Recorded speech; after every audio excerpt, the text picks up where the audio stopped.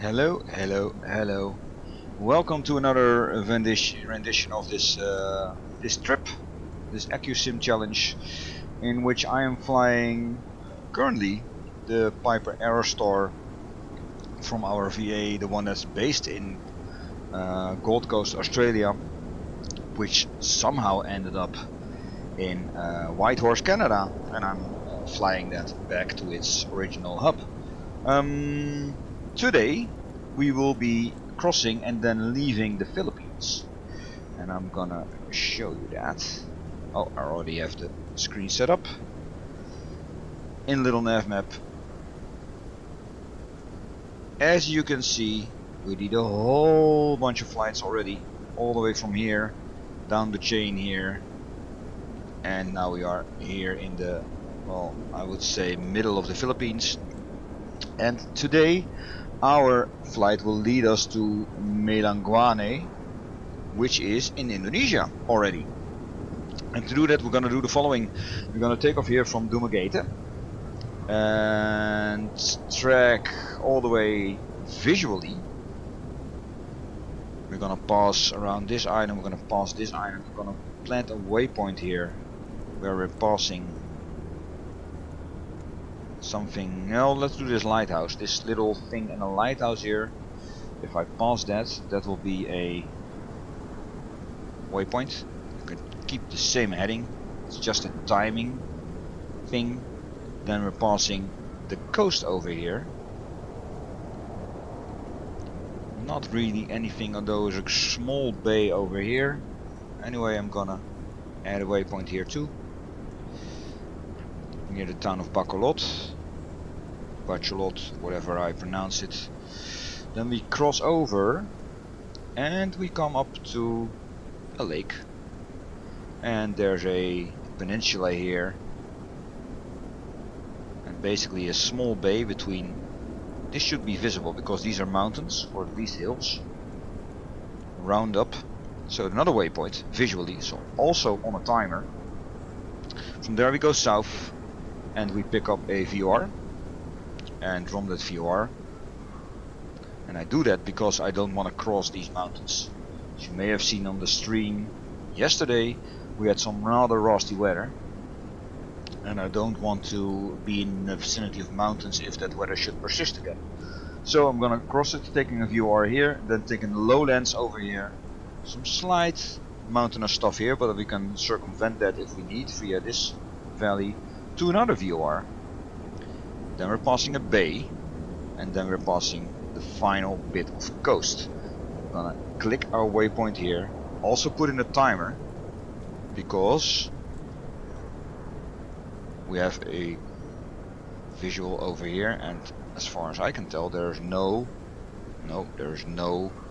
NDB, VOR or anything radio electronic that we can focus on, except for visuals. Look, this is an island. On the southern tip of that island is an airport, and between that is there's also another sliver formed island with a ridge on it, and across that is our destination. So that means that we have some VORs. I'm gonna take 114.1 out of Dumaguete so that we have an outbound radio for our heading, and we're taking courses heading of roughly 150.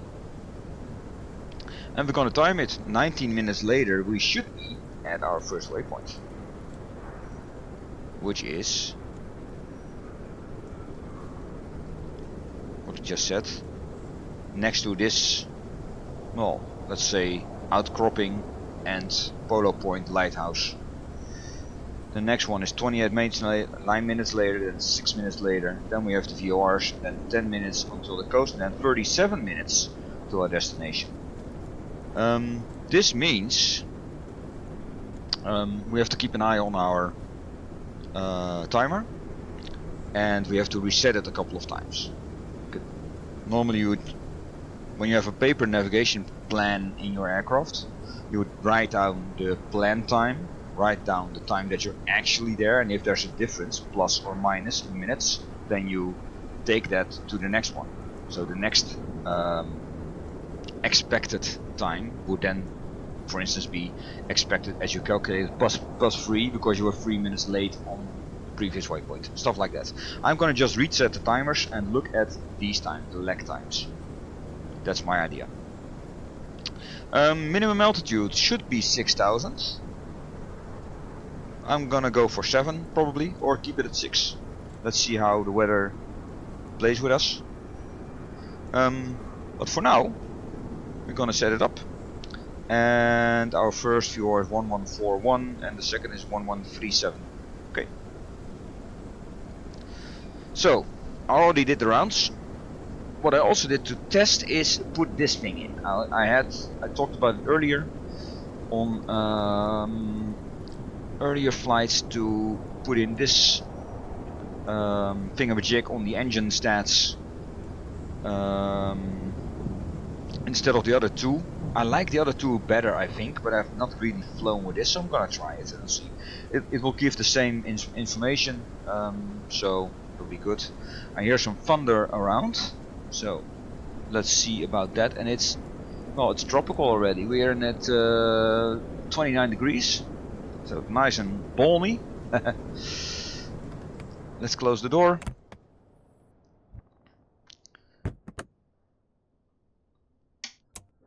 Already check the aircraft on the outside. Battery on.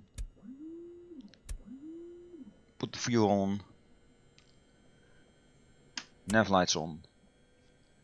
And beacon on. And I'm gonna, with this high temperature, I'm gonna prime for 3 seconds. No, 4 seconds. 4 counts. 4 count. That'll be good. Put the pump on. Open throttle half. 1, 2, 3, 4. Close it. Crack it. Start it. And as soon as it catches, full mixture.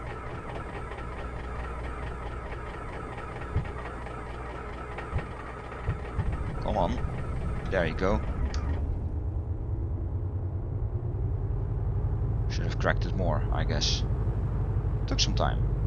Put alternator in, because the right hand engine can now provide electrics for the ignition of the starting of the left engine.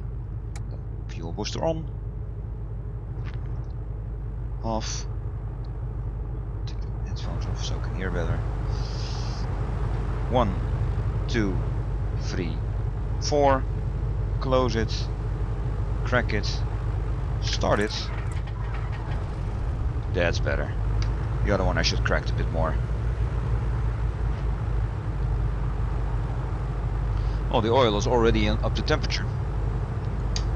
Electrics on, autopilot master on. And this can go off. Now I can also put in the ventilation air on. Put the fan on high because it's warm outside. Cabin feed fan on.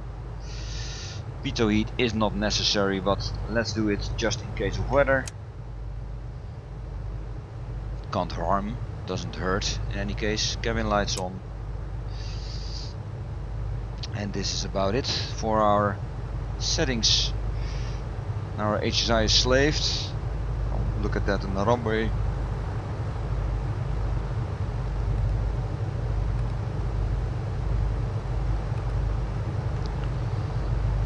I still have to look at that.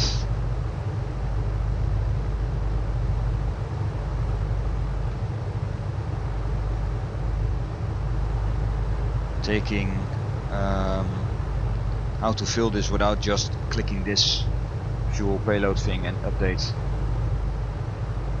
the monitor.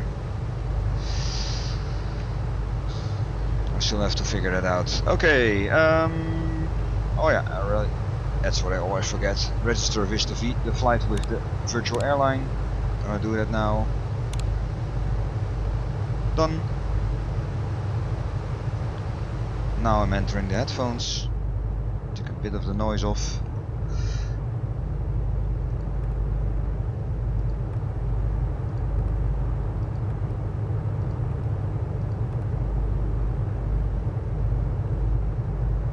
I'll keep it at this one. So basically we see the temperatures now, and the total temperatures, those are the cylinder temperatures over here, left and right. So that's normally the right hand gauge, and the rest is basically the left hand gauge. But okay, it's good, it's all good. 114.1 is in. I'm going to put that on the second one, and my outbound core should be 150 as we said already. So I'm going to put this to 150. Put this to 150.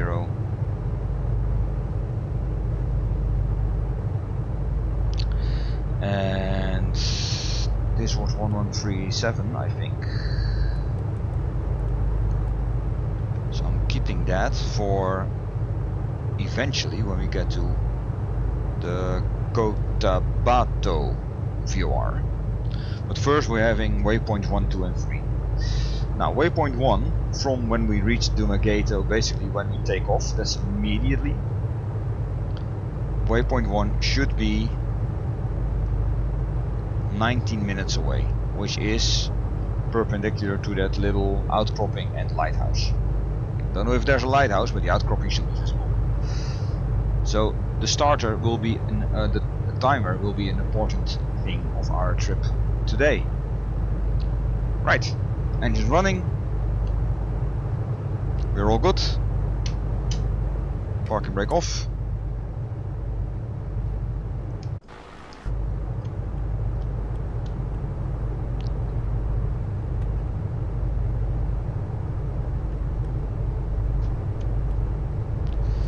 And we have 11 knots on the wind when we come from there.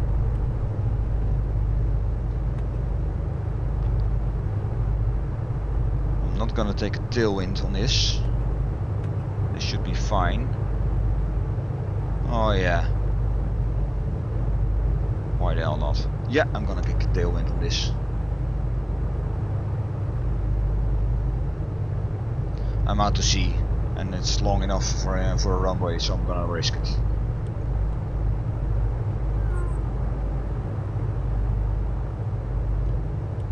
My eternal struggle with this nose wheel steering.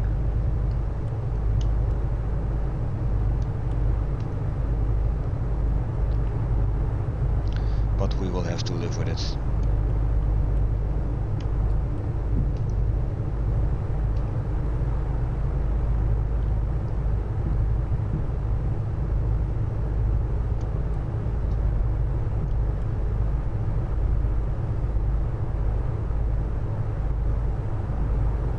Right, we are here. Parking brake set. Now we are facing 313. This one is not yet fully aligned, so I'm gonna help it a bit.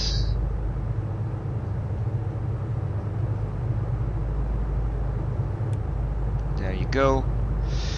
Barometric pressure set. Let's test our ailerons, our elevator, and our rudder. All three. I'm gonna put RPM to 1500 and cycle the props. I do them both at once. I can see them both falling at once, so there's no need to do them separately. 3 times should be enough. Yes, so we know that the oil valving is working to change the prop pitch.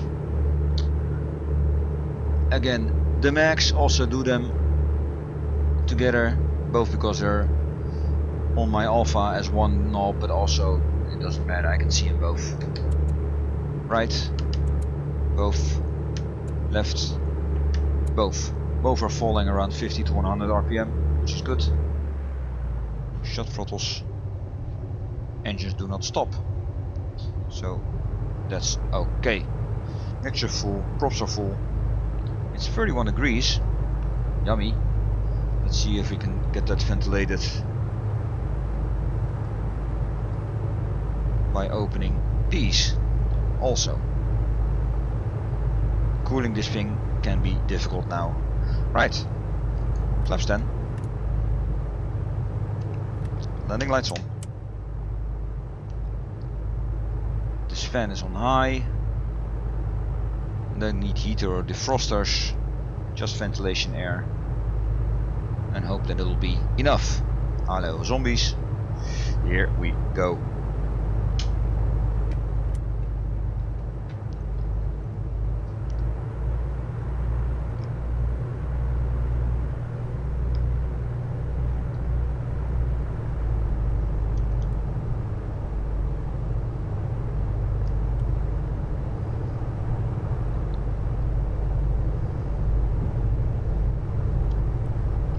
Like I said, we have an 11 knot tailwind.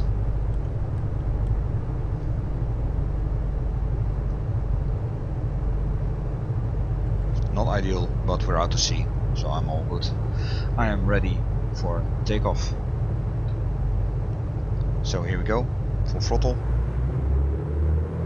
RPM check, okay. Yes, full power achieved.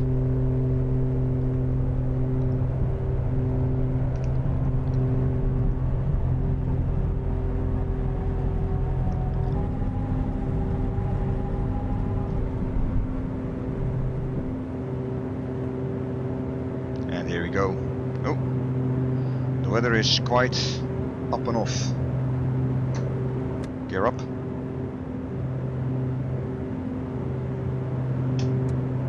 Got the pumps on. 200 feet up, flaps up, and go back to climb speed, which is 24. Climb speed, climb settings, 24 manifold pressure, 2400 RPM. Here we go. And then we turn towards our course and we set our timer. Stop it. Start it. 19 minutes should be what we achieve.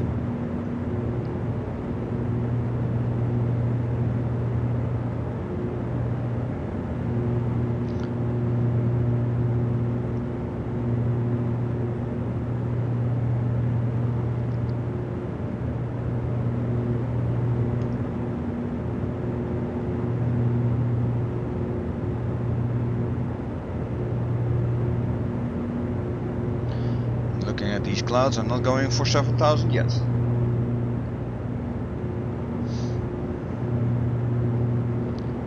Because we are radio navigating from this radial 150, but we are aiming for visual recognitions. So we are not going into clouds, meaning I'm gonna level off here.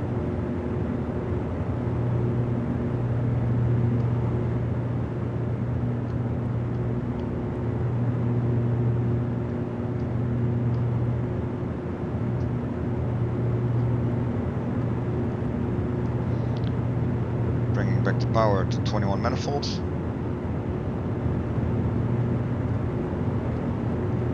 Bringing back the props to 2200 RPM.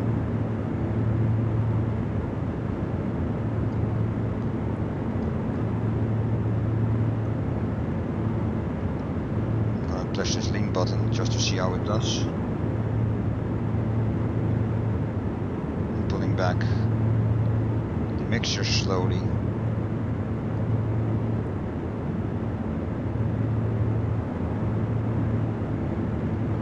To see what it registers.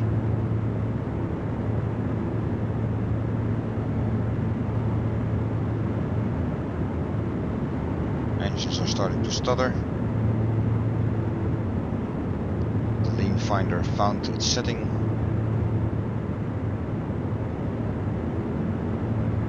And if I remember correctly, the best setting is minus 25 to 50 on the exhaust gas temperature. I do it by hearing. Add a bit above the stuttering, and then you're good.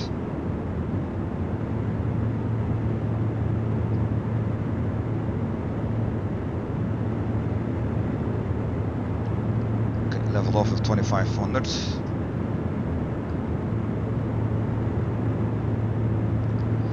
Now I'm very much seeing that I'm to the left of my track.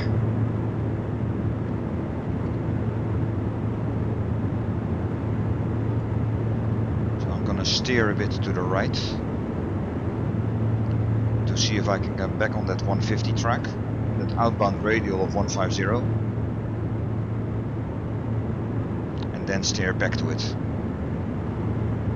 to 150 as a heading. Now if the wind is not too bad, cross, then that needle should stay in 150. Otherwise I have to compensate for it. You already see it turning away, but that's normal because we're very close to that station. So as we get further from the station, the radials fan out. So it will take longer to get from, let's say, radial 149 to 150, because the distance is much greater away from the station than close to the station. I hope I explained this correctly. If not, pop a question in the chat and I will answer.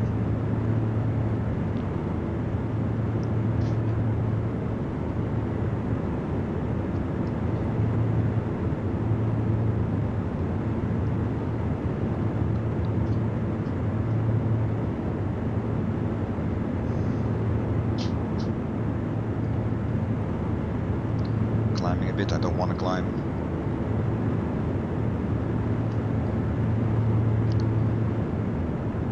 According to our plan, it should be 19 minutes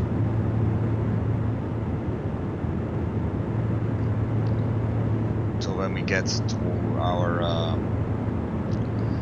little outcropping and possibly lighthouse, depending on the modeling of course, but that's what it is. The needle is back in the center, so I'm moving back to 150 on the heading. Then we'll see what that medial does. If it drifts to the right, then I need to be leaning more towards the right in order to take a course of 150, because our heading is 150, but if the wind is drifting us off, then our course is different than our heading. We can't see that because we only have water around us. So I have no visual acuities that tell me that I'm drifting either left or right. So I'm using that outbound radial to make sure that I'm on my 150 course compared to my 150 heading.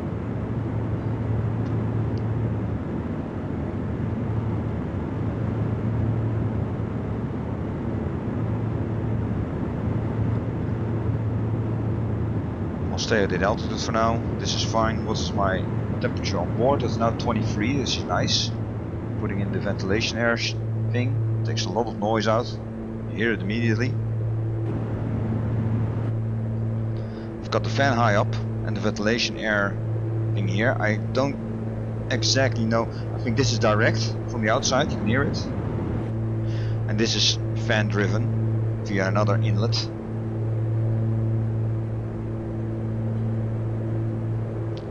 So far we can see that I'm on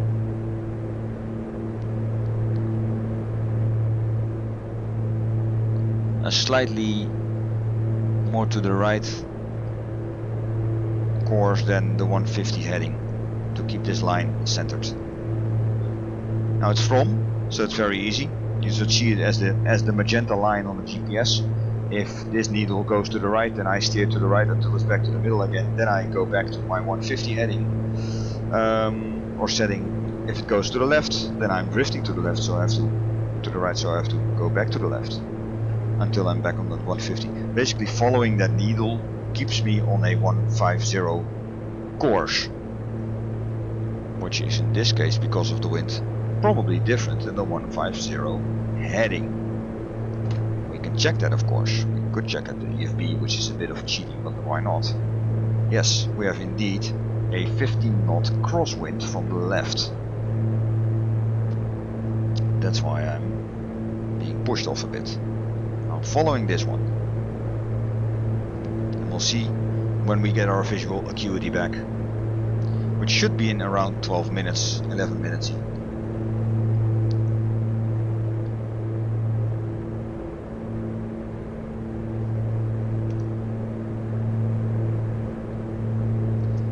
On a normal, let's say old school paper navigational plan you would jot down the expected time there,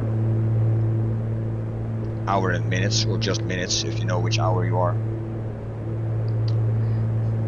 and the lag time. And if that lag time is, for instance, 2 minutes short, then your ETA is also 2 minutes short.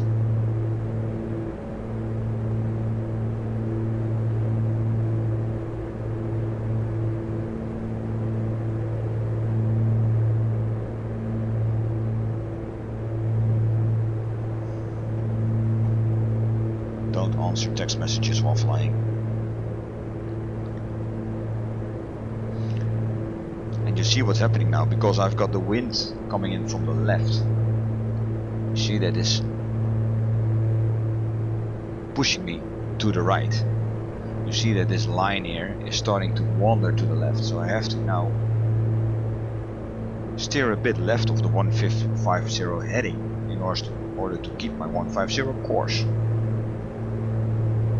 I hope I'm still making sense. In the meantime, this thingamajig is showing numbers on EGT and CHT combined.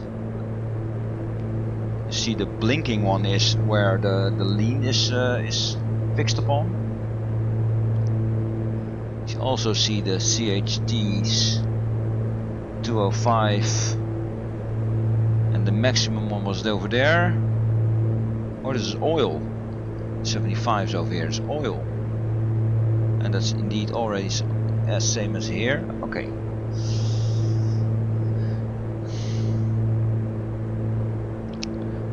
And like I said, I don't know, I find this a bit too modern for the total cockpit, or at least for the cockpit I chose, without the oh, I forgot my transponder. Hello world. Transponding. At least without my my roundels, without my GPSs. I've chosen for an old school cockpit, and this stands out for me in that cockpit. Also, I don't like the coloring compared to the rest. So no, I'm probably going back to the old school one.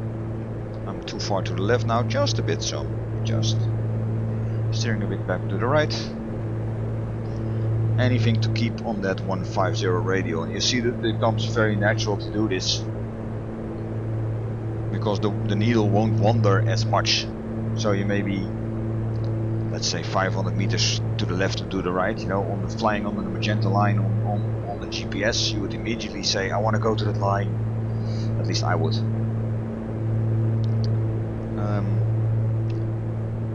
I find this way more relaxing, and in itself some kind of a visual cue to follow.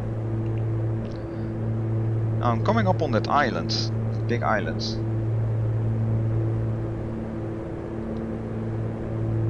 I have no clue how all these islands are named. The Philippines. I know Luzon, that's what the big one, and I know Davao, which I think was the one that we left, or no, that's the one that we're going to just before we cross the ocean over to Indonesia. That's Davao, I think.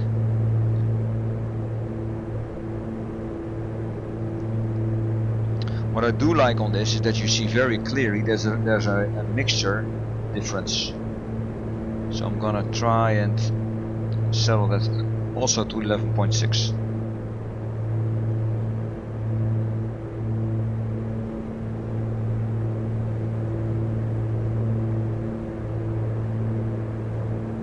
But the difference is so low. Oh, watch it now. See what happens when you focus on instruments while flying by hand. Don't do it. Okay, I'm way too far to the right, because if I'm correct, this little outcropping is our visual acuity, and we should be something here, somewhere around here. So while still on the radial, I'm gonna steer towards this. I don't really care if I'm too much to the right or to the left. This is my waypoint. I'm pretty sure it is, with 6 minutes to go.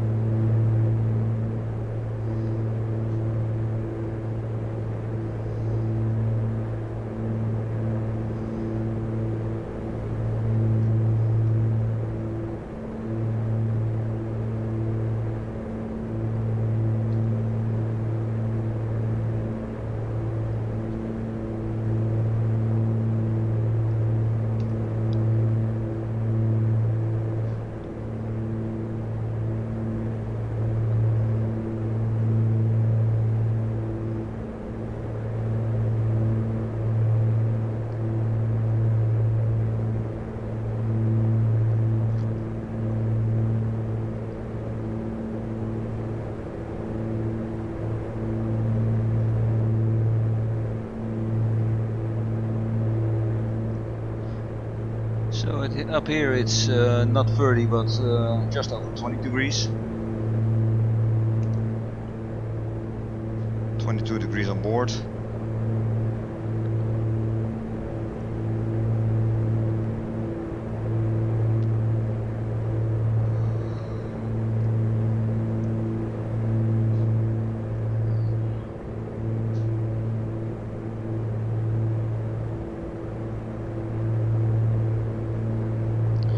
Now we set 19 minutes. As you can see, we are here around 15 minutes, so we are 4 minutes early. Like I said earlier, on a paper chart I would just jot that down, saying my estimated time was, let's say 13:51, but my actual time overhead was 13:47. And that -4 would then carry over to the next visual marking Q on which I was flying. Don't see a lighthouse, but I'm pretty sure this is it. It's very much the distinctive form that we saw on the nav map. This little outcropping and this lake-ish thing in the middle. So we're staying on 150. So we have basically established that our course is also correct. We're going to fly alongside this big island thing, and we will cross the coast somewhere over here eventually on this same heading. We're now diverting from this one, so I'm gonna reset this.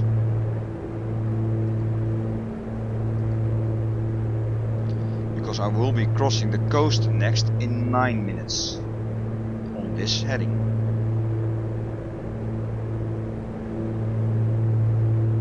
So keeping it for reference, I just use this one, or take this is the 150 and this is my actual heading. This is not linked, this is linked to the VOR1, but I don't have any signal on that, so I'm just gonna use it as a QED for my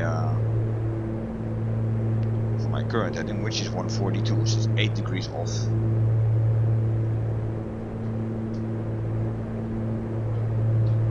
We already see the other island, or I think this is a peninsula of the same island in the distance.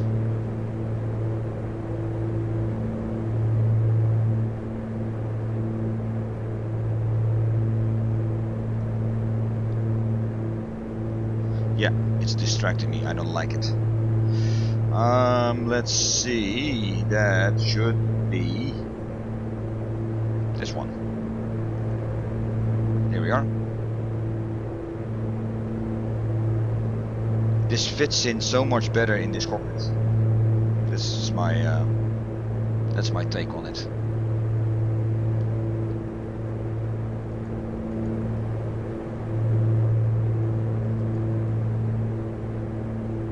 We'll have to resend, I guess. Update.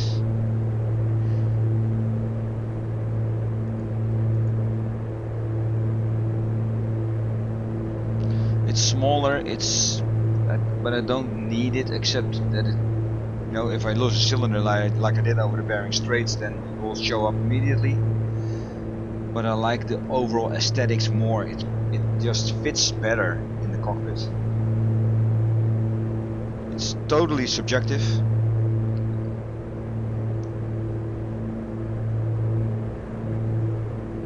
But yeah.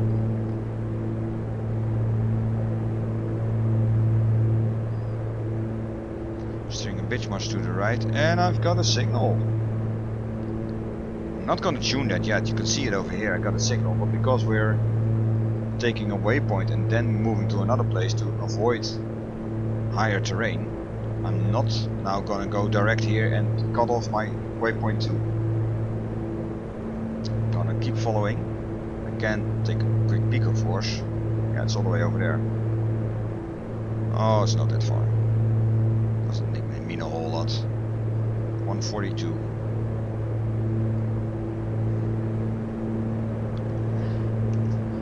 It's all a bit generic You don't have to be precise on it because we know exactly where we are. We're following the coast of this big peninsula thing. There's a bay over here, and then there's another part, and somewhere over here we're gonna land, and then we can turn, I think. No, we keep the distance, we keep going.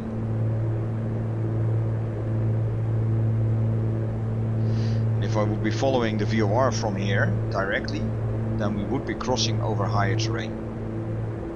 The thing I planned is that we don't have to, because of clouds, weather, whatever. We've noticed this yesterday that it can be quite prevalent over the land when the warm, moist air gets pushed up by the mountains, cools off and can't hold this moisture anymore. So on the trip from Manila to Davao, you can watch that back on YouTube. No, from Manila to Dumaguete. We had a lot of weather over the land and not as much over water. So I'm not taking the risk of getting into low cloud and high terrain at the same time.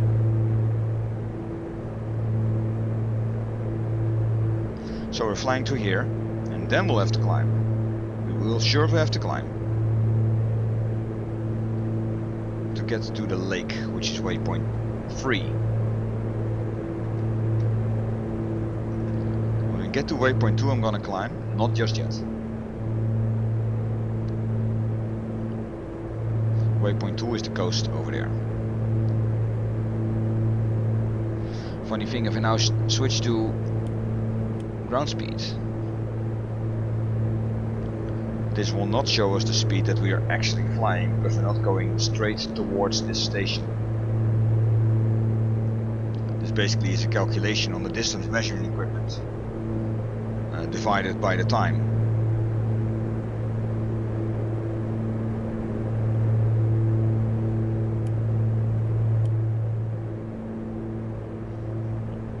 So there would only be a speed we could actually use if we would be flying dead towards or dead set away from the station.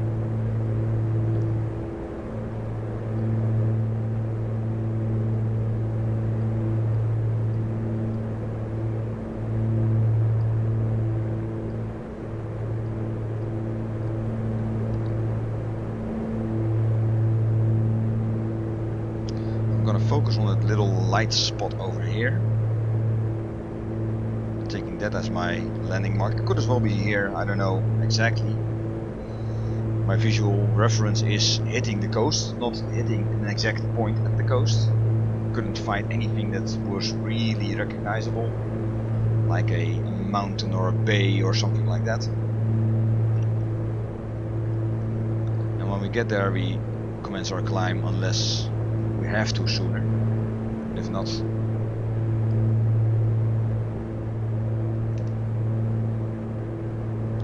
this reading is now becoming a bit irrelevant. It's wandering off, so it should be, if we were still locking ourselves to the 150 outbound radial from Dumaguete, we would be somewhere over here, flying the same heading / course. But we're not, and it's close, so it's not a whole lot off. So I know exactly where I am. Now waypoint 2 is hitting the coast and waypoint 3 is on the same heading, hitting the lake where there's two small mountains and a sort of an ear-shaped bay on the edge of it. And there we will turn towards the VOR.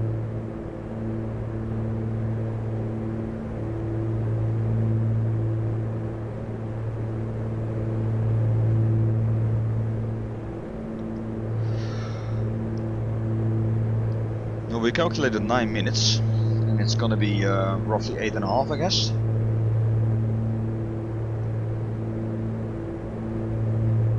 So very well set up. If this is a village, built up area, then that's our point.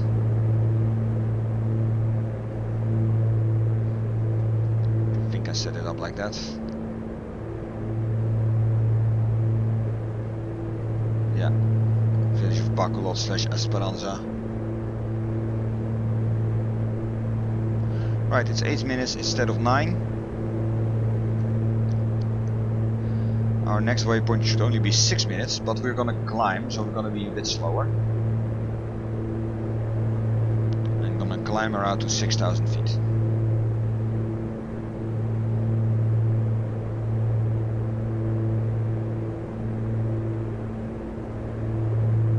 And I'm gonna do that now. So, reset. Full mixture. Props to 2400.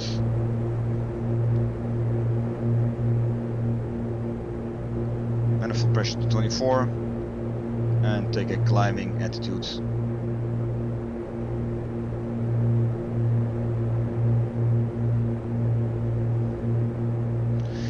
My instructor would say first the nose, then the rest. And I did it reversed.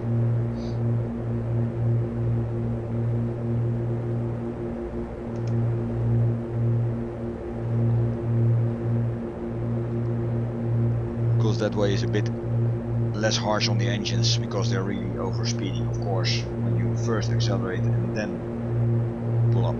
This should be the village of Bacolod.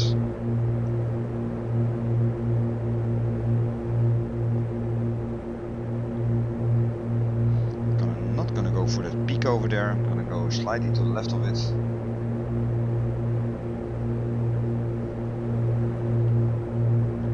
Keep the engines at 24 manifold.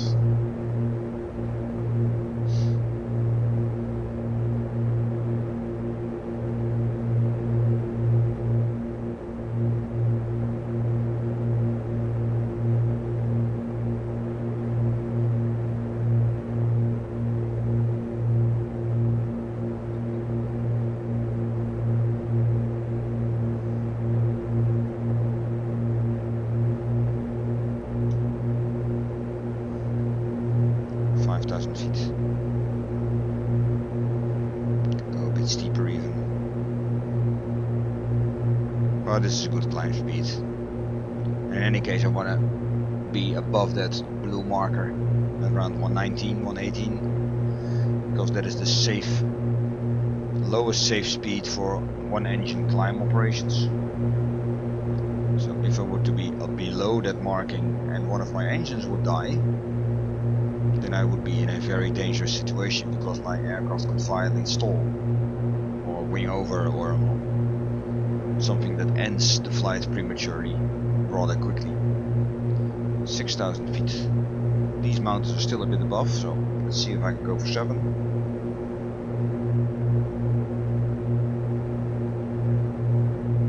Full throttle now.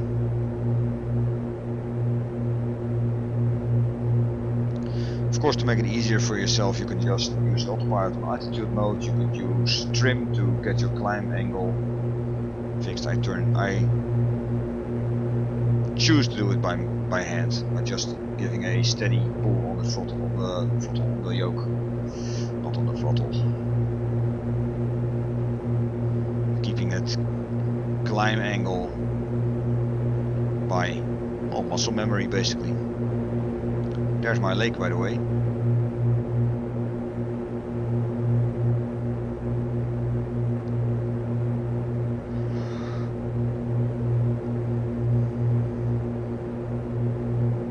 And here's my 7,000 feet, which will be enough.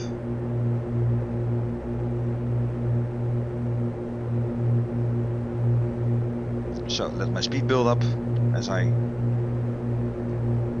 take her to level flight.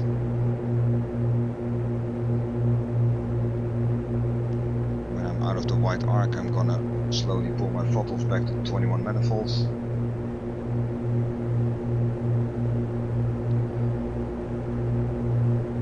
The left engine needs more throttle than the right in order to keep that 21.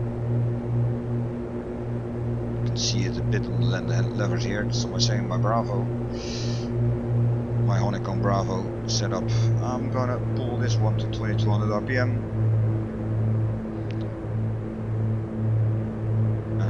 Lean this stuff. First I'm sending the mixture to 15, just for sake of the hell of it. Click my lean finder and slowly pull back. Oh, there they go already.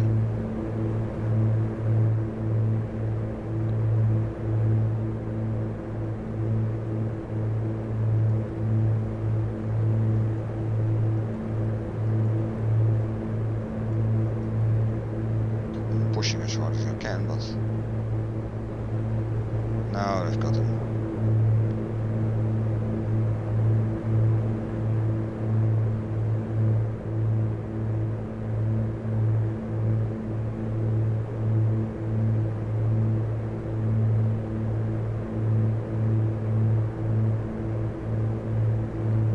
Now we've got them.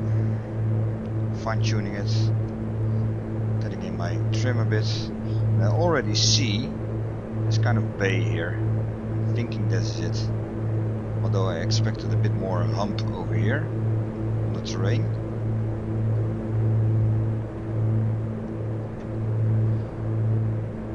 But I'm guessing this is it. This is a very distinct feature that I chose on the map, on the little nav map.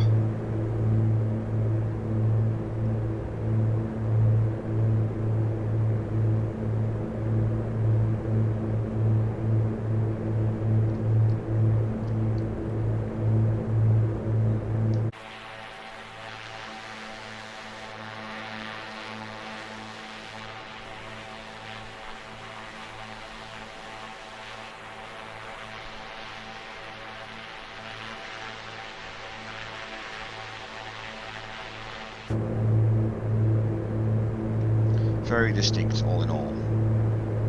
This is recognizable. I expected a bit more height on the terrain, but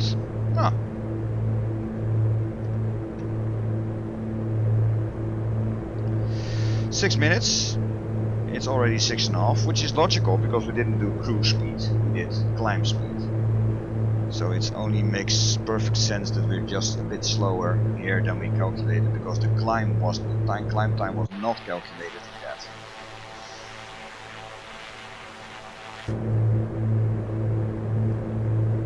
I think this bay thing is actually this little mountain, this little mount, instead of these two. But that's okay. It's the area that I. Or is it this one or this one? Doesn't matter. The point is, I know exactly where I am with regards to this lake, and it doesn't matter if I'm over here or over here or over here. This area is what we planned in Little Nav Map. So, with that said, I'm now gonna reset this timer. I don't need this timer anymore. I am gonna set it when I'm on course to our VOR. This is our heading / course 178, and for that I'm gonna input the autopilot, Alt and Nav, and turn it on.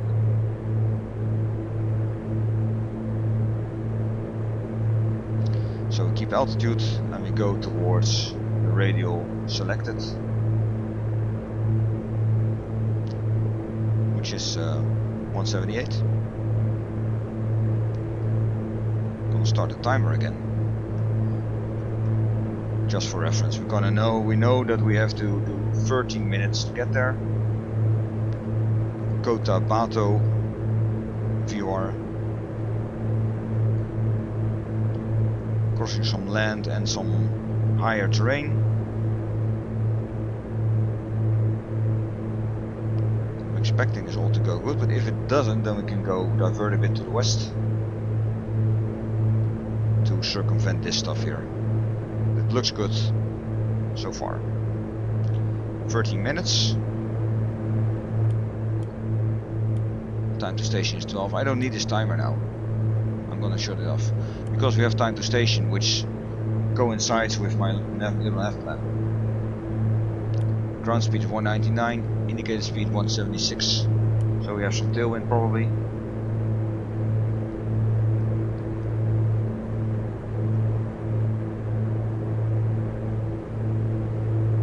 I forgot my pumps, turn them off.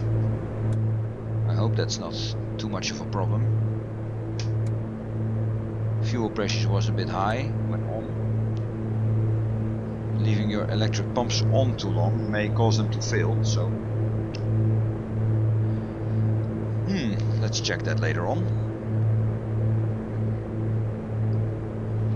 This is an A2A aircraft all in all, so It's not fragile, but keeping your electric pump on for the duration does wear them out, of course.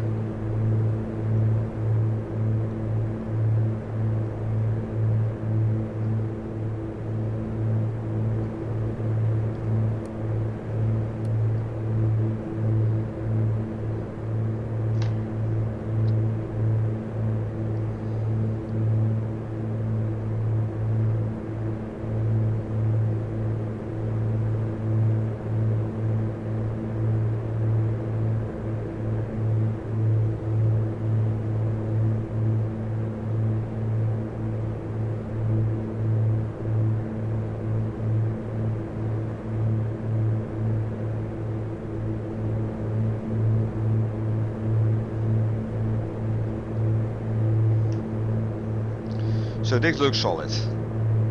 Took a slight descent from 7,000, but all in all it's not too bad.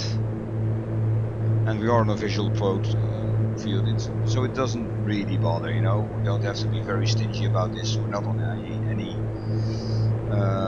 flight plan. We are free from clouds in both horizontally and vertically, and we are clear of terrain.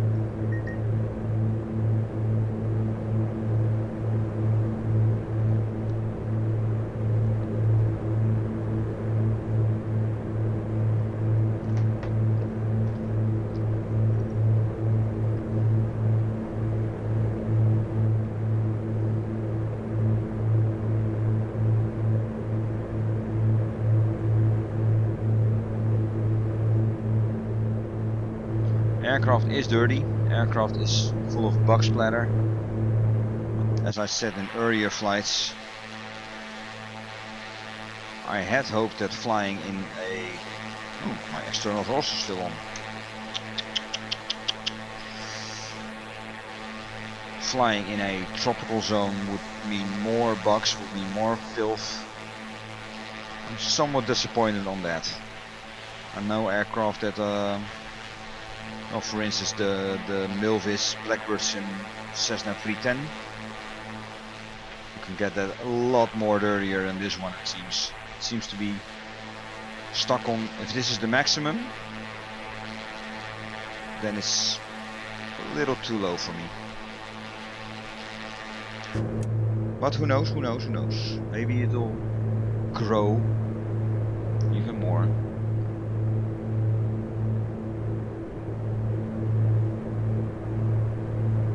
Everything is fine. Manifold is good. RPMs are good. Fluid flow is good. Gyro pressure is good. Amps is good. Hydraulics are good.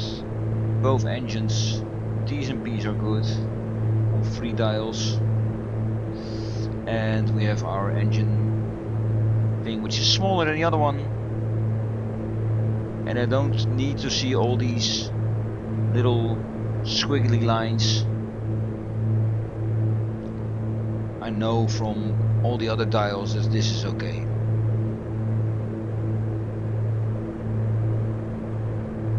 Flight stuff is good. Nav2 is now out of range,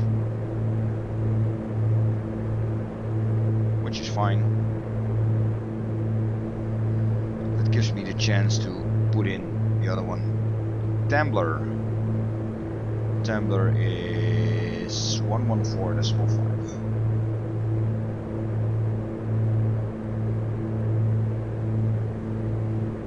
And that's indeed already in range.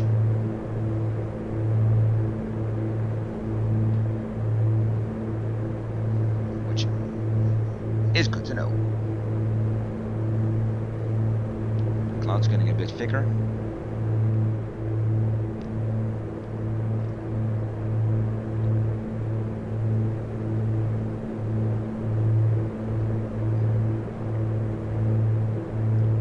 But this is still VFR, so all good.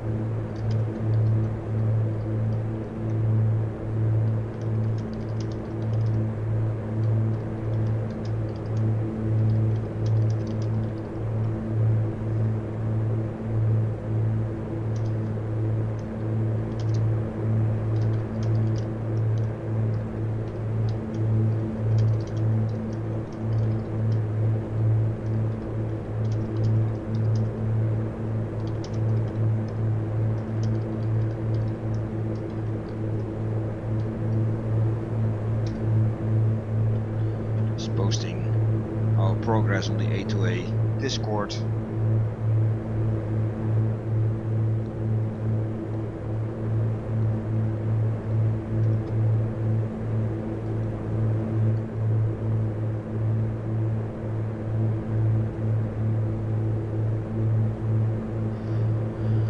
Now the VOR is at a airport, Cotabato Airport, next to Cotabato City, as you'd imagine. From there we're gonna steer away from the 180 to the south and steer what is it, 145 to Tambler, but like I said, I already have a fix on that, so I can just set it to go there.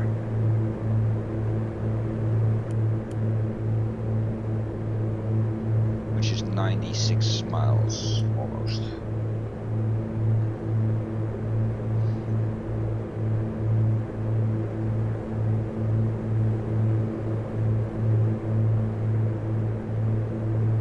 Now when I get to the VOR1, the 113.7 Cotabato, I will tune 1145 on the nav1 radio and just head straight to Tambler. I don't need the other station anymore.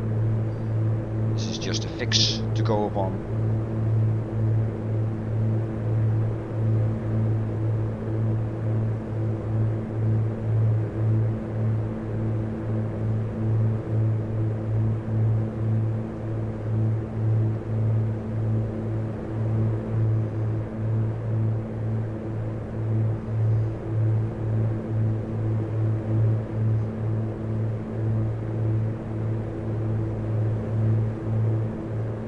Notice when I fly on visual markers on lower level, then I choose to hand fly this aircraft, which it does rather beautifully.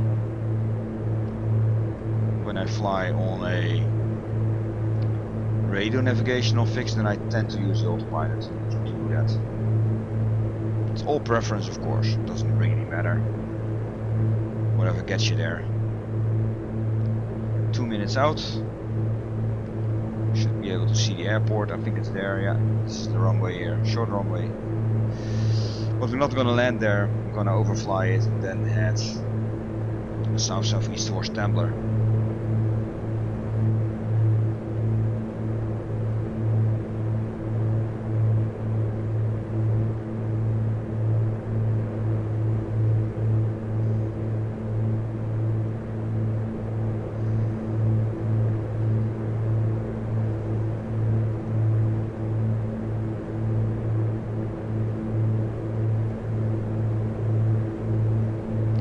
So this should be Cotabato City.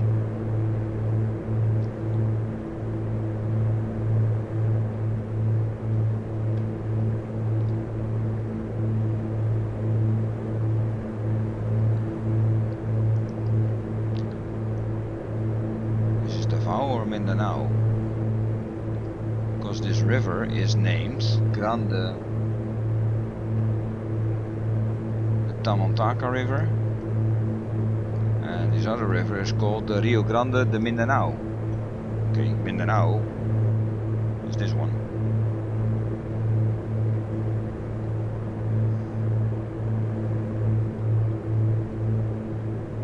Now I'm confused. Am I above the Davao Island or the Mindanao Island? I have no clue. Don't really care either, but I want to be correct.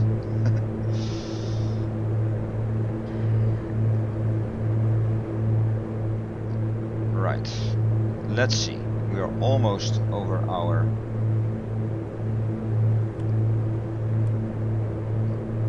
so I'm gonna put in heading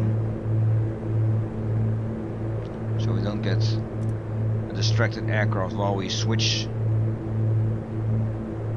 frequencies. I'm gonna set 114.5.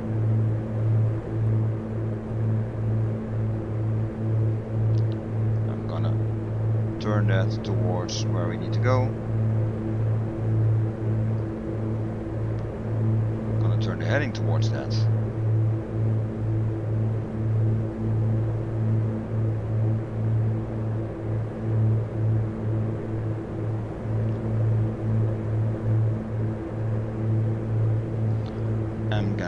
switch it back to nav mode.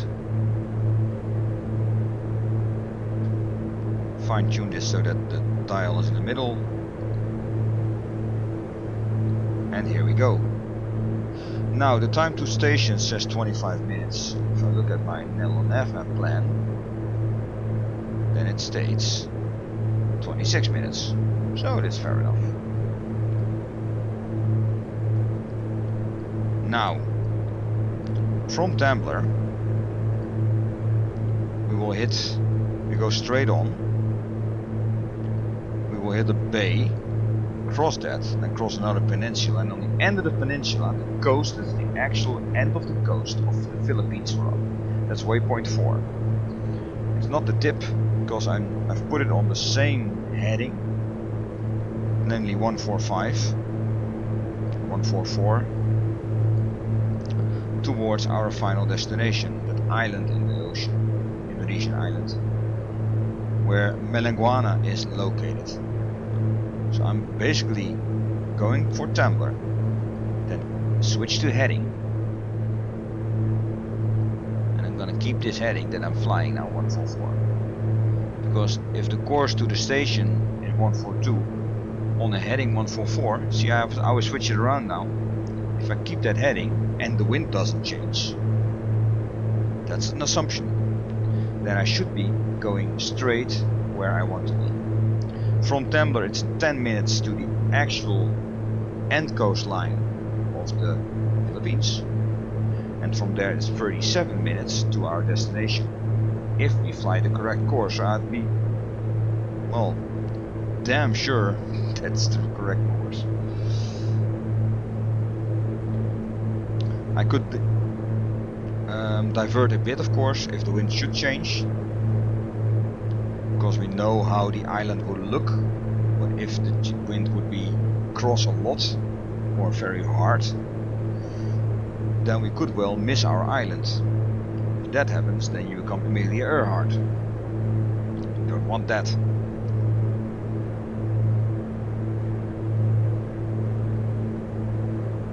Right. Everything's looking good.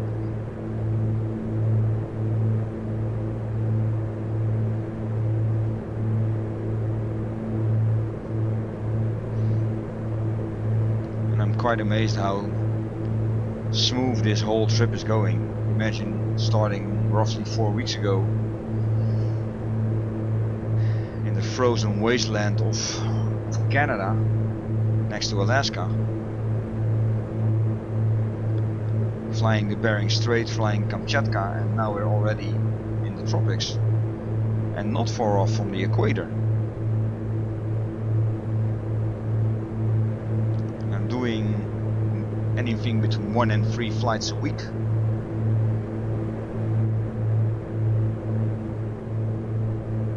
So yeah, I'm kind of pleased with the progress in this aircraft.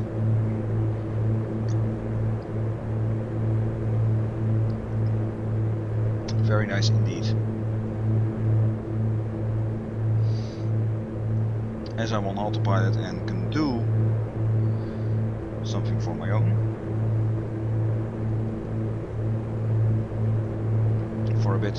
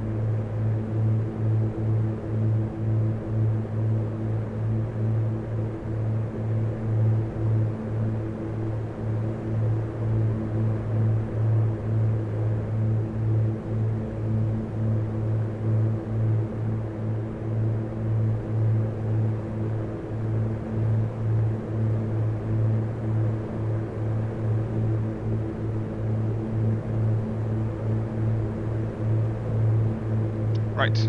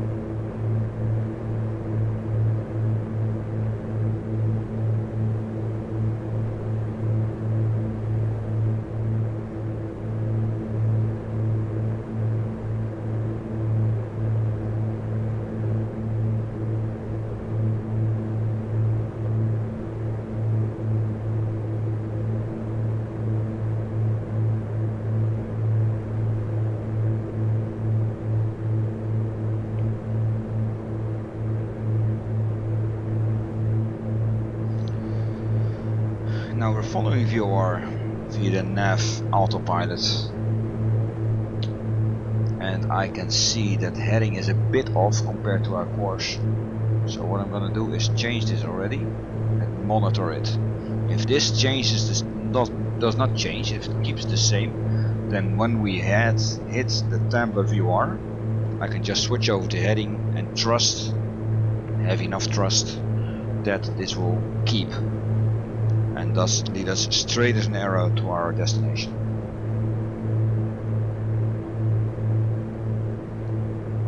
This of course dependent on the wind not changing in let's say 40 minutes and the distance that it entails to crossing that. Now I could choose the outbound radial of 142 from Tambler, of course, I can still use that as a reference. I think I'll do that.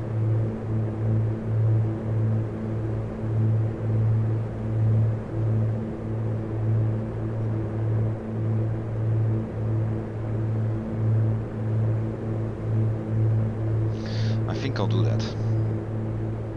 But that's for later concern.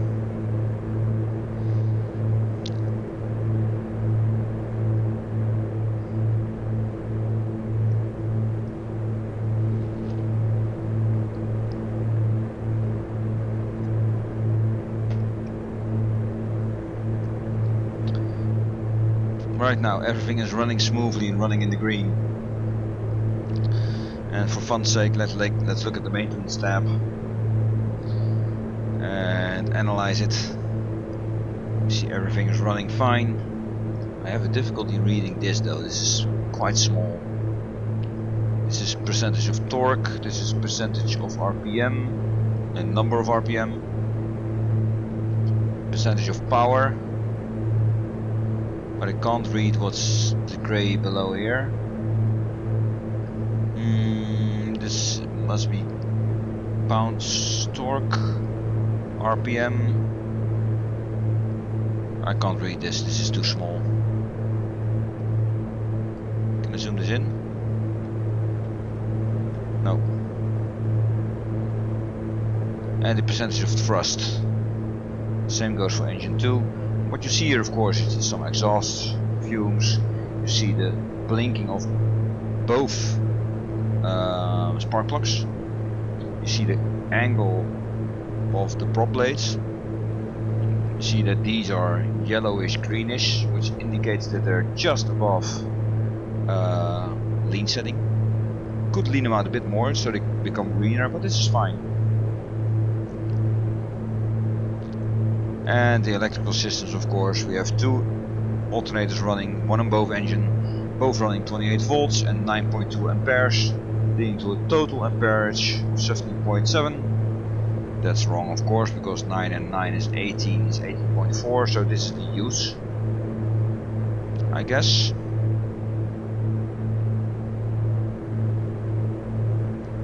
It's either using 17 amperes or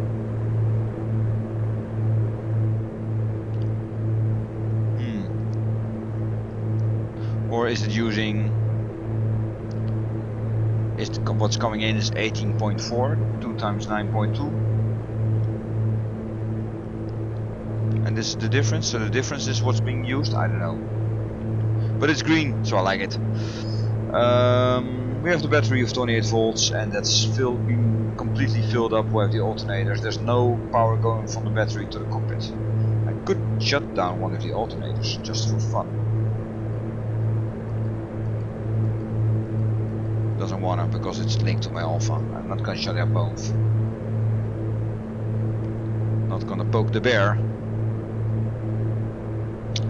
But let's remind if I can look at that later when the engines are down and the alternators are shut down. Maybe you can look at that then. Then we could maybe get something out of these numbers. Anyway, everything as it should be. That's basically my understanding. You see the magnetos turning, which in turn fire the spark plugs. You see that the electric power pump, fuel pump is off, and the engine fuel pump is running, giving us fuel mixture. So there's a lot of stuff in this, well, you could say infographic, about how our engine is running. If a spark plug doesn't fire, it will not fire. If it's fouled, then you'll see it being smaller than the rest. If you see an engine is not, a cylinder is not doing anything, then you see that. You see something, you have info about the leaning of the mixture, you have info about the magnetos, about the fuel pump. There's a lot of stuff here. I think this is very well thought out and designed to give you everything you need to know about your running engine. Really cool. In the meantime, we are crossing this valley thing. We know that we are crossing some, well, a ridge basically. And we'll be flying straight over it. It shouldn't be any issues, but if it gives us issues compared with visibility, then we could divert a bit to the left to get into the valley over there. Not to the right, because to the right are higher mountains and old volcano craters. That's this stuff over here, and that's, as you can see, above our horizon. So that's on this altitude, not the best bet.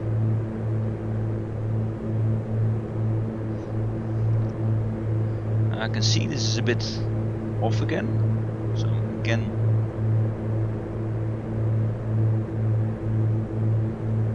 Setting it to 139, so our course on 142 over the radial is different than the heading because of the wind. But when we continue on this course, when we pass over Tambler, we want to keep the same course, so we have to keep the heading compared to the course. So then if the wind doesn't change, we'll be flying straight as an arrow towards our destination. That's an if, I know. But I'm quite confident in the roughly 30 minutes, 35 minutes that we're flying to our final destination. The wind will not shift 90 degrees, nor will it change in speed from, let's say, 10 to 20 knots, more or less.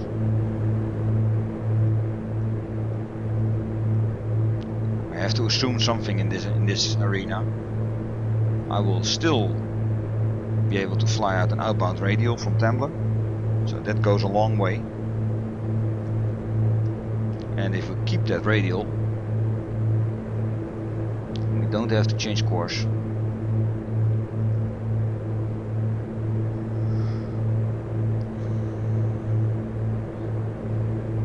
It's a happy circumstance that from Cotabato to Tambler to, what's our destination called?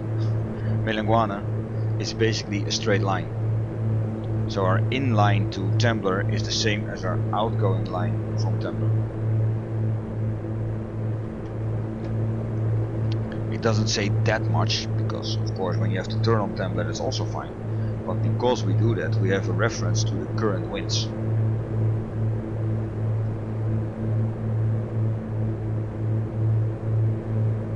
There's a bit of cloud over here that I don't like, because I can't see the ground there. But the ridge we are overflying is low enough for us. Otherwise, that's the canyon what I talked about. The canyon, it's more like a valley. But yeah, the ridge is very possible. And we don't have other mountains on our path. So all should be good.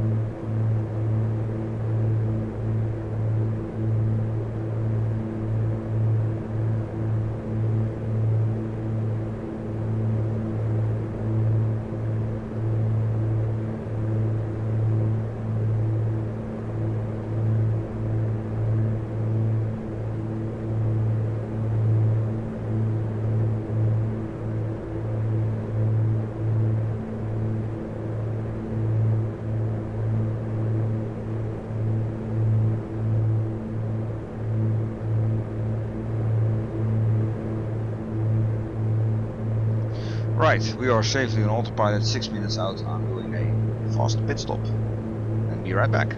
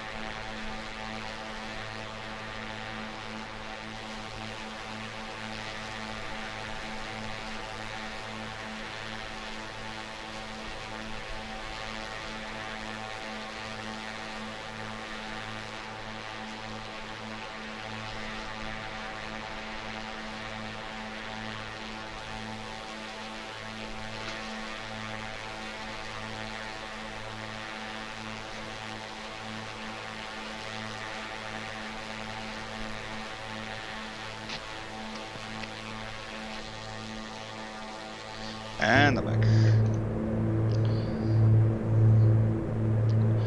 Now we are 4 minutes out of Temblor. You can see the airport over here. VR is located in an airport. What I'm gonna do now is gonna set it back to heading. There we go. You see the bay over here. We have to cross that bay. And that will be the end of the Philippines for us.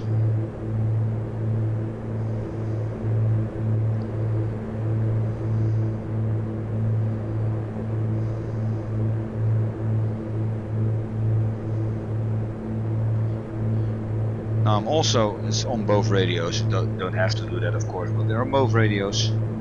The Temblor VR. I'm gonna put this one on estimated time. No, when we cross it. Because first we're gonna go across the bay and then across the last peninsula, which should take us 10 minutes. And then our final crossing to Melangguane should be 37 minutes. I'm gonna time that to have an indication of wind on our ground speed.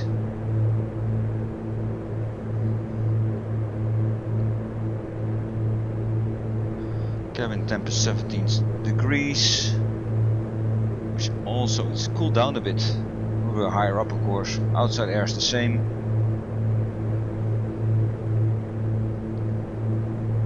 Consider blower a bit lower.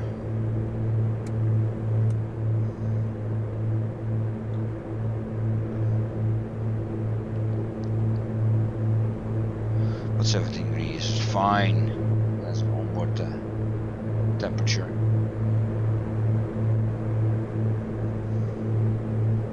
Our zombies are still with us.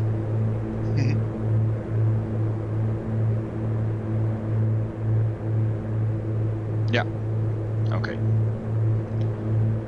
I could edit them out, of course, because you can easily set it in the EFB. I just wish they'd be different, you know? So that they change places or be other people or something like that. It seems to be very fixed. It seems to be a bit silly to have the same passengers all the way from Whitehorse, Canada to Gold Coast, Australia. But okay. Now this looks good. And what we'll see is when we cross that station,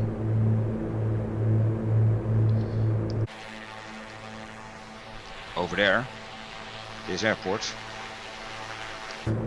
then we will lose reception, because the aircraft cannot receive the signal when we're over the VOR station. Then it will come back, and then it will point straight behind us, because we've crossed straight over the thing. So these two marker will switch direction. It will be a from marker, and I'm pretty sure both these dials will then point backwards. We're not changing course, we're going exactly completely over the station, which I think is this one. Could be.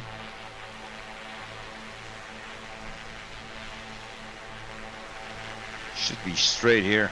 Yeah, I think this is the station. Should be some kind of a white-red radial edged thing, antenna thing, but good enough.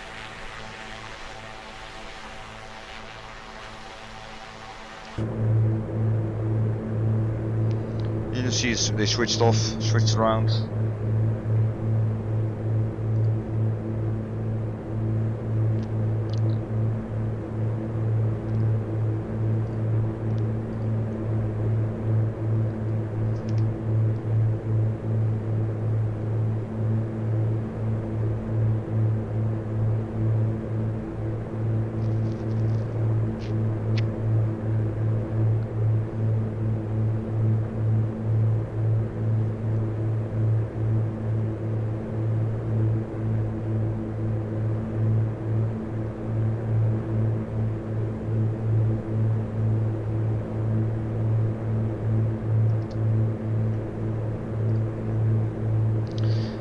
Now, oh, of course I have to start this one.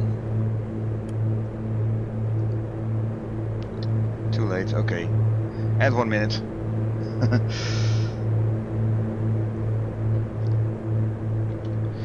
According to our plan,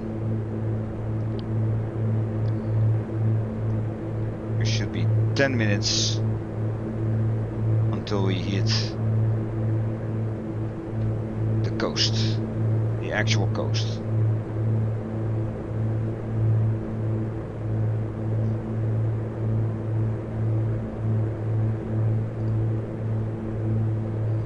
So crossing this bay now.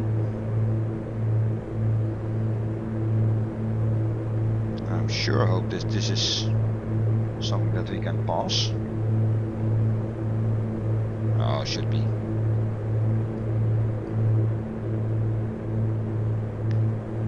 I think that's Saddle Peak. Yeah, Saddle Peak. Should be just past it.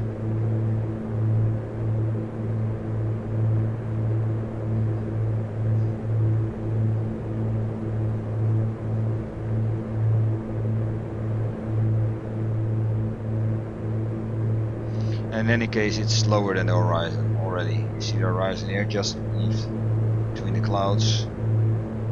So we'll be sure if we go over it, then we'll be indeed over it and not in it, through it.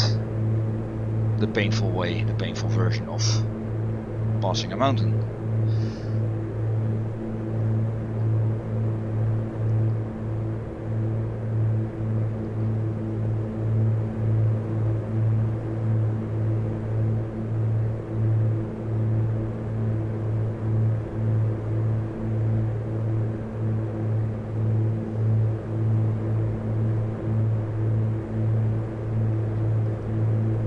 So, the Philippines, what I think of it, I never fly here, so I have no clue. I do find that a lot of the countryside is a bit generic, but if I look past that, then there's a lot of little towns and villages and farmland amid very rainforesty mountain ranges,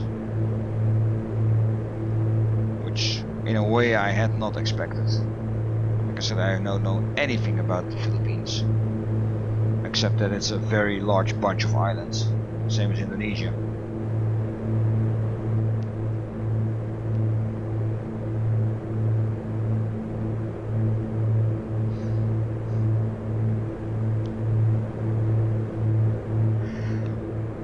And speaking of which, we are heading towards the first Indonesian island and expect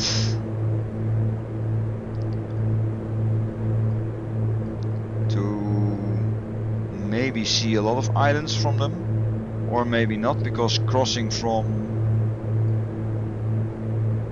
over there will be another island thing, couple of, but very fast we will be upon the Papua New Guinea island, of which one half is of course Indonesia, the left, the western half, and the other half is Papua New Guinea itself. Maybe you won't even go into Papua New Guinea itself. I'm very much looking towards going from Indonesia across the short crossing over Australia to Inchinu or even Darwin or Cairns. Scherger or Cairns? Yeah, Cairns, I guess. I think that's the capital even for Australia, I'm not sure.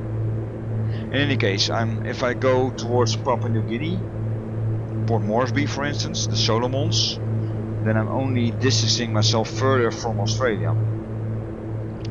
So I'm guessing I'm gonna go towards Mopa, which is on the southern end of the big island, the Indonesian part, and from there go to Scherger or even Cairns in one go. But we'll see. But we are going fast. I'm guessing in roughly 6 flights, 6 legs from now, we will be in Australia. With this speed, this is very doable.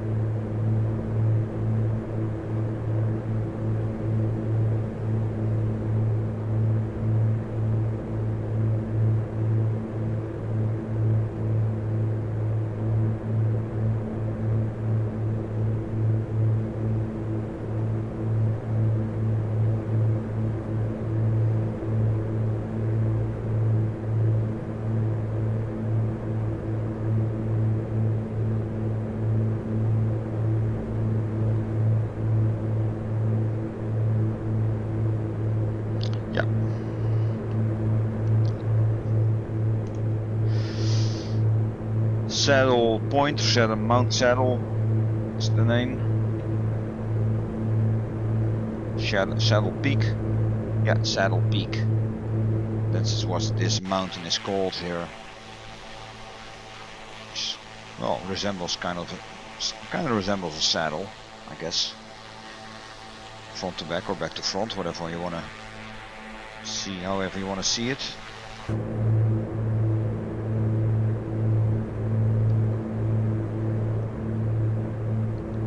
Right, we're coming up on the coast, and we know that our time from Tambler to here is 8 minutes now. I'm timing 7, but I set it up a minute too late, so that's all good. So I'm gonna click this one, reset it, keep it to 8. That's the time to station. We're going straight away from that station, so that's good.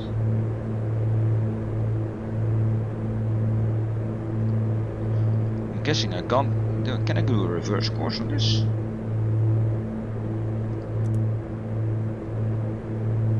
Nope.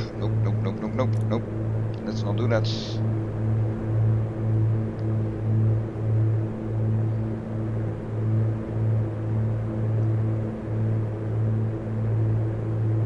If I do this.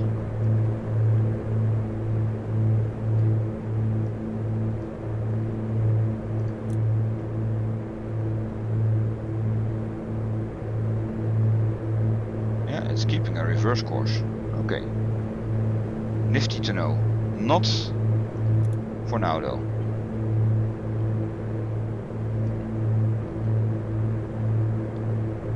But nice to know that we can also fly reverse back courses. For now we're taking the heading 9 minutes out, and here's the coastline. Meaning I'm setting this to timer, and I know that our trip to our final destination for today is 37 minutes. Start the clock on this heading.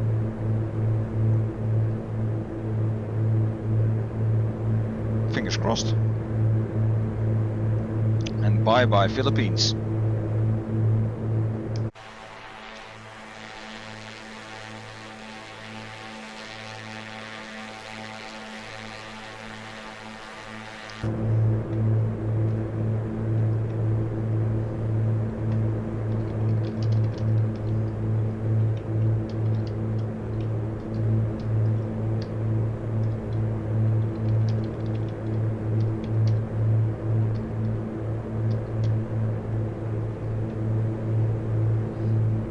Melangguane.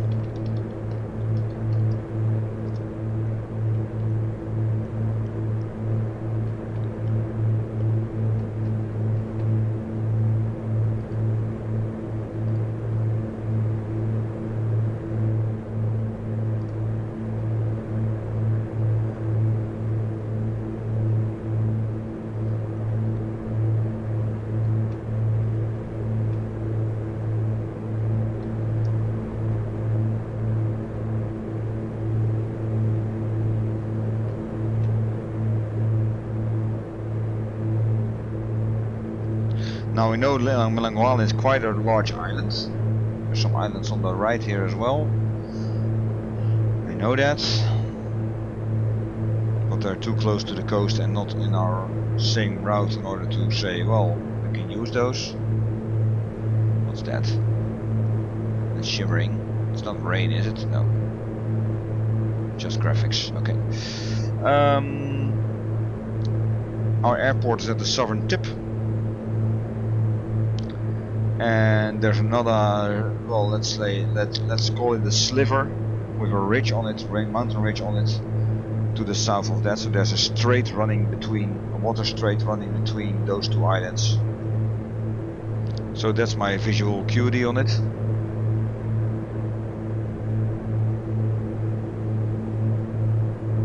Weather glitched in again. Weather is sketchy over here. It's bam, there's a change. Really noticeable.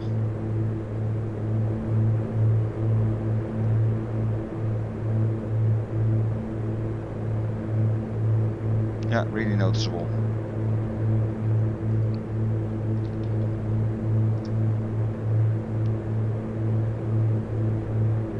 It's a bit of a pity. I had the same yesterday with the heavy weather that we came in the Dumaguete.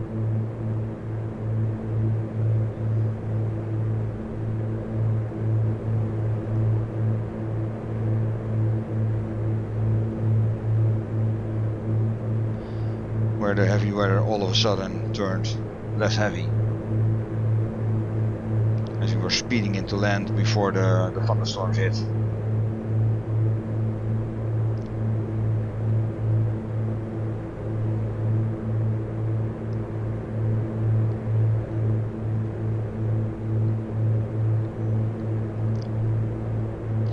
Everything good. This thing has some legs on it.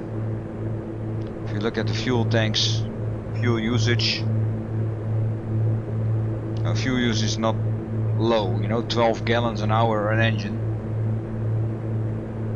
That's let's say 50 liters an engine or an hour. So that's 100 liters. It's kind of a lot.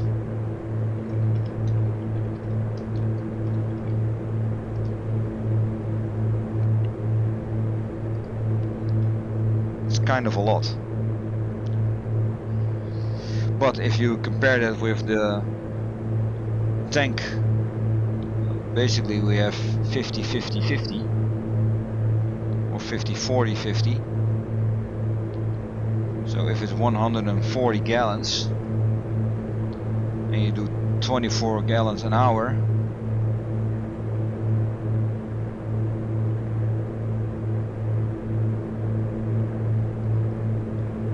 that's quite the range. You can tour with this baby.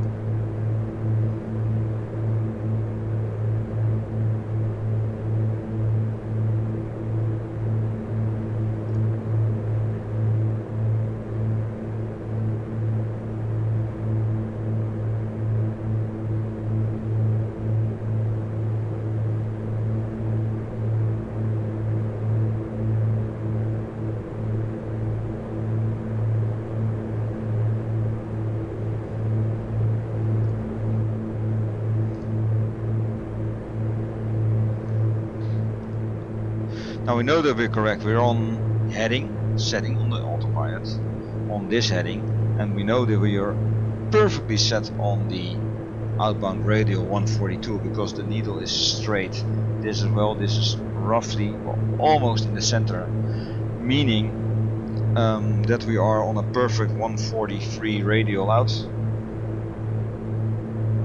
on this course and on this heading. So there's no swerving to the left or to the right, meaning that on this setting we will basically hit our destination target head on, as long as the wind doesn't shift. That's the big if. If it doesn't, we'll be fine.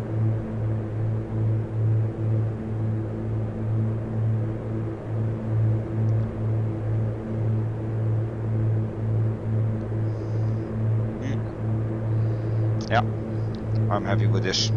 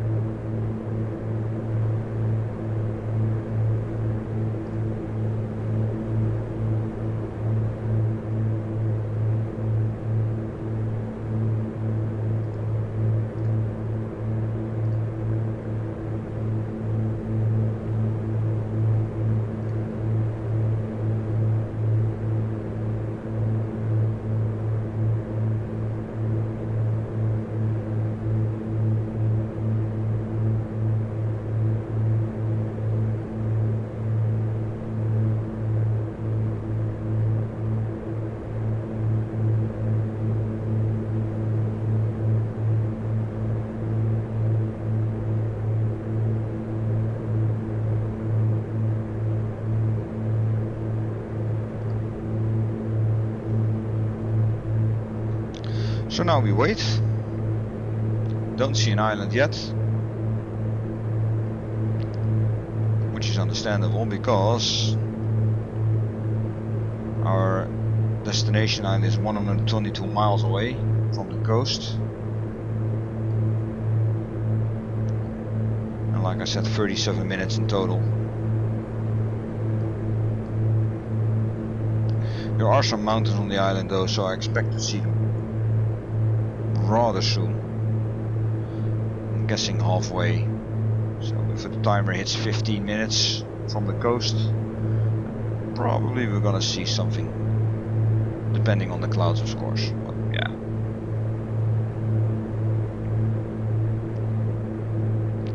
And I've got the feeling that I'm counting down to Gold Coast. Now that we're coming upon Indonesia.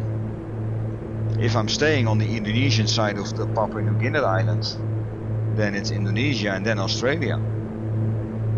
And if I go to Cairns from Indonesia, then I should be able to hit Gold Coast from Cairns in one go, or maybe split it in two, just because we can then do a small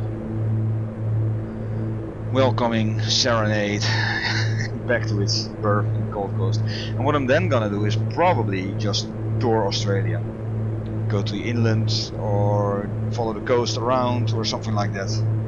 But I am gonna continue this AccuSim tour with this aircraft. It's just that well, I expect it to take longer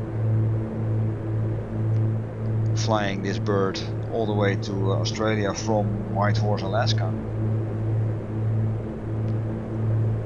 But actually it doesn't feel like that big of a deal.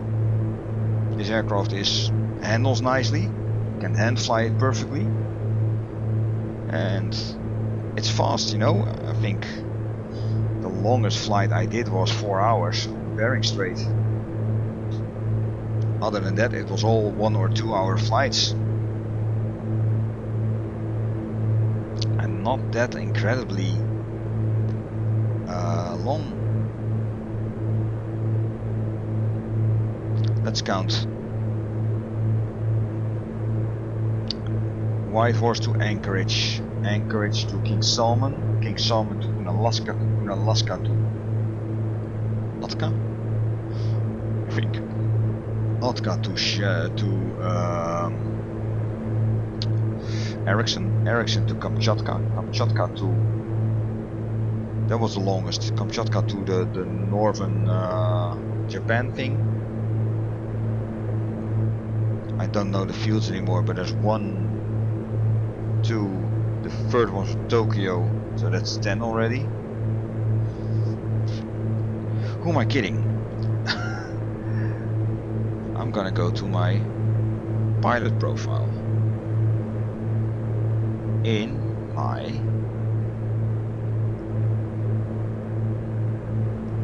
logbook. I'm doing this for the VA, so I have a logbook in the VA. Show all flights.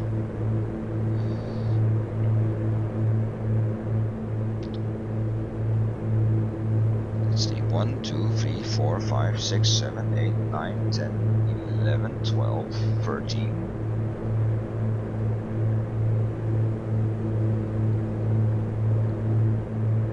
14, 16, 17, 18, 19, 20. So this is flight number 21.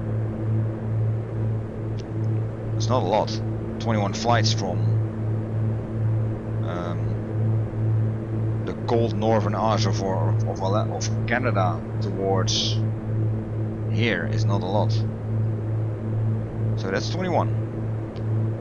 If I relate that to little nav map,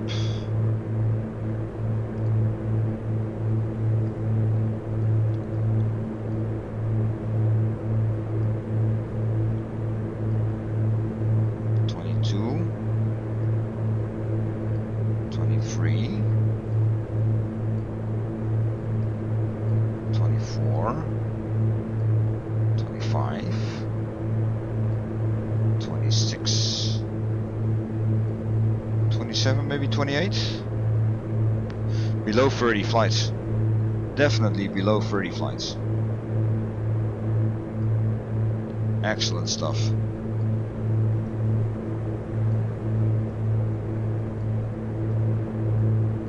Excellent stuff. I really like this. I really like this kind of flying and this doing. Okay, now I'm on autopilot, but normally, you know, just not setting a GPS and go, let it go. Actually doing something, planning something. I really dig this. And this aircraft is perfect for it. Because of its speed. But also because of its intricacies, being an A2A aircraft.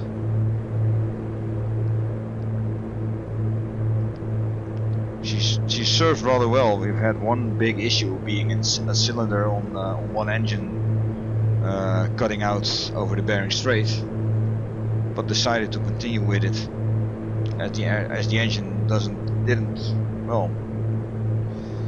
didn't want to shut down. It was just a cylinder making it run unstable. Probably in real life I would have shat my pants and returned, but okay, that is what it is. Yeah, that's about it. So it's not it's great. It's a great aircraft for touring large distances. I mean, under 30 flights from one ass end of the world to the next. Because that's how I see Whitehorse, Canada. That's high up. That's near the Arctic Circle. And of course, Gold Coast, you'd expect that to be more south, like the same. It isn't. Actually, it's quite near the equator.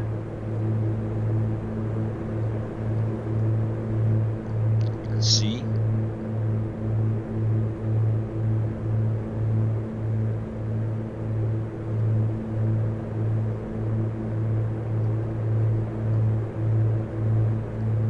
Is it?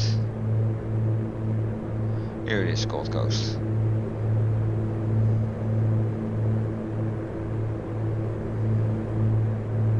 So that's the 28th meridian of parallel. I'll forget those terms. Yeah, the 28 degrees south. 28 degrees south, and oh yeah, that's way more. And Whitehorse is 60 degrees roughly. 61 degrees north. So it's 2 times more north than Gold Coast is south of the equator. So yeah, that's a big difference. If I would take the same difference south from the equator, I would almost be in Antarctica, because that starts at 65 south. Yeah, never mind. Keep me rambling on. Yeah, that's it. We are 17, almost 18 minutes into the flight, and I still do not see an island.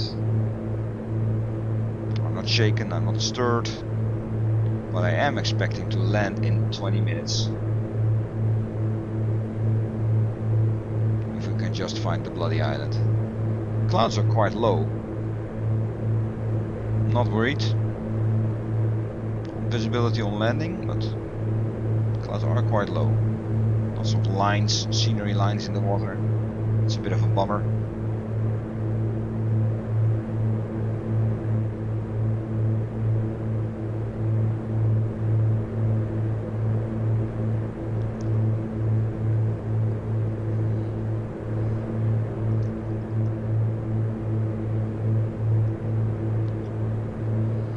But yeah, she served me well so far.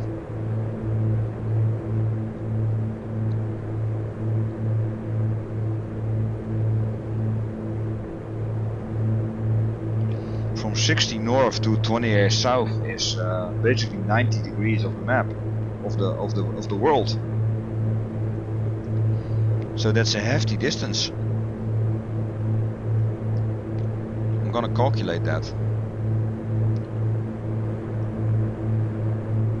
We just plonk it all in a little map and see what I've done as a report on the A2A Discord. This is what I've done. Aircraft looks fine, aircraft done fine, aircraft's dirty, but I expected more. I really expected more dirt and bugs and stuff. I see it on the wing roots and on the wing, the front of the wings, and I see it on the engine cowling. I see it on the nose. I see it on the tailplane. All this gruff over here, and on the elevator over here. But I expected more dirt. I expected a really dirty plane, and that's. It's feeling like it's on the maximum now. I know they've modeled speed in it. So a dirty aircraft full of bugs and crime costs you about 2 knots of speed. But it doesn't look like it. It's not that bad, actually. This is like one summer day of flying in the Netherlands in the summer.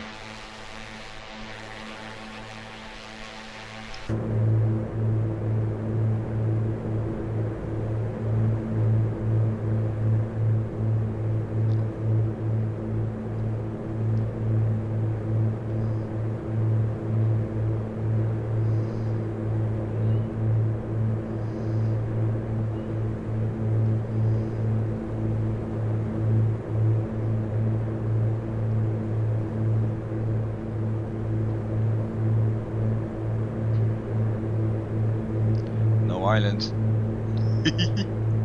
Oh boy.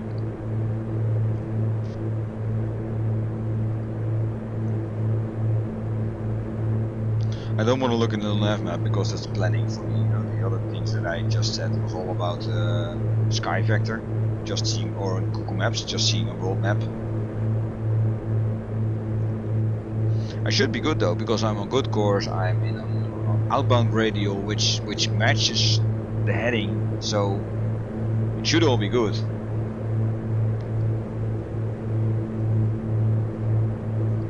When I lose the station, it's now 108 miles behind Tambler Station. Then I'll just be on my heading.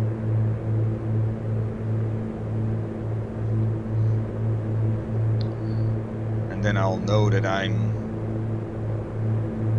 east-southeast of the Philippines, without a distance, just a direction, and I know which heading I'm going, but other than that I don't know anything, just water. Of course our island could be visible just behind the clouds, but we are 15 minutes from there. What I could do is try to descend below the clouds. Probably I would be able to see it then. Shall we do that? Let's sync, click, we're at altitude.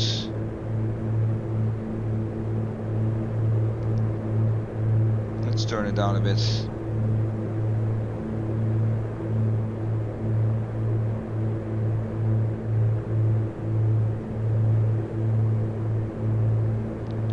Descending. Set barometric pressure 1010. 1010 QNH. Keep an eye on the speed though. Let's put these back to 20 miles full pressure.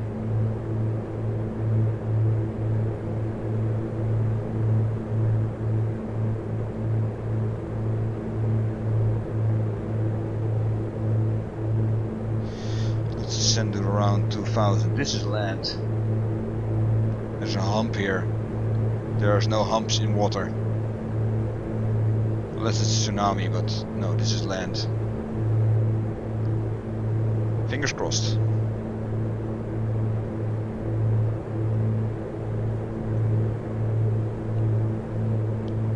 Calculation wise, in 13 minutes we should be over our destination, Melangguane.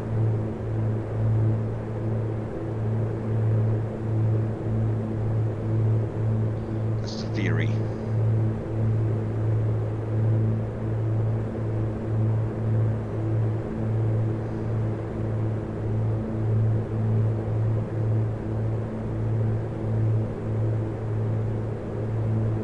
You don't want to fly over your island because you can't see it, because there's clouds between you and your island. It's descent.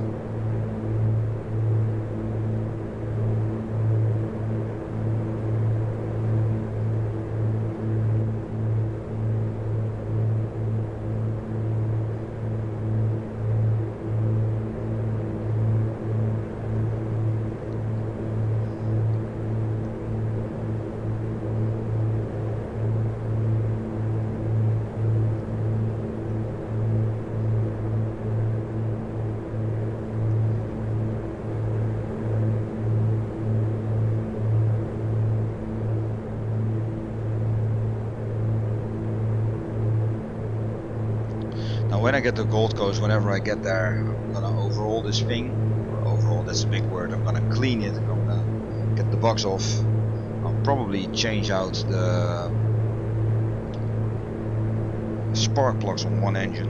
One engine is now running on the older massive ones, while the other is running on the fine wires, and there is some difference in that, which I'm guessing is coming from the difference in spark plugs. So I want to basically make them the same, then see how it goes.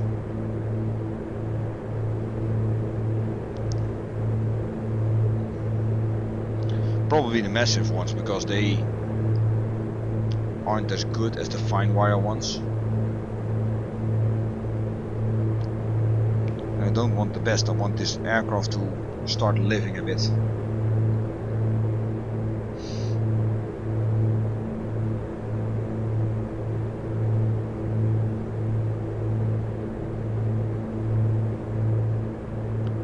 Adding a bit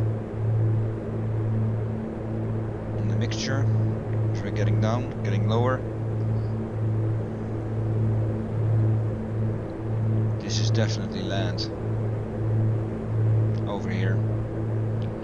Our island is quite big, so it could be that this is it, but it's following here behind the clouds.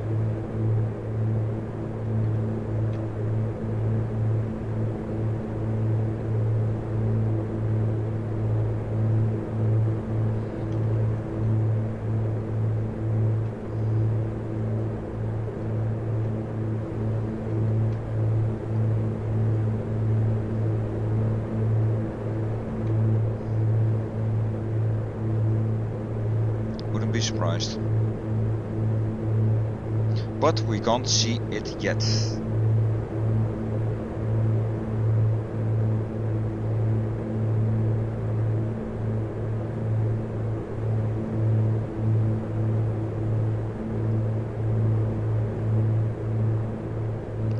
Take a bit of coal off the fire again.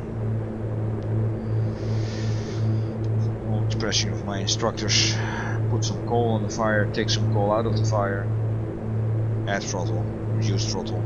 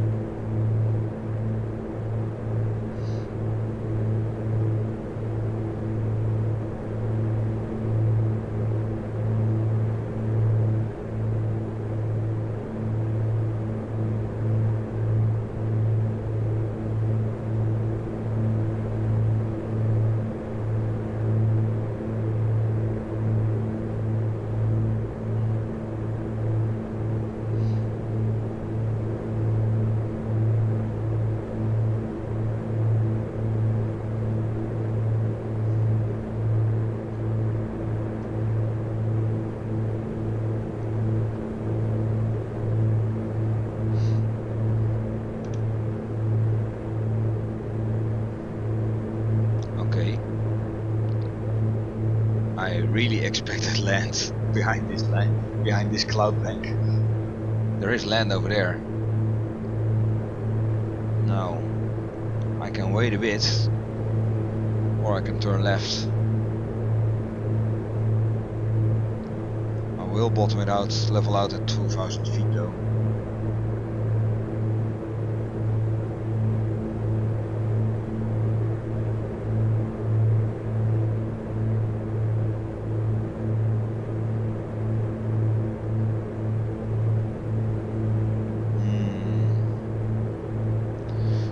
Feet. Old.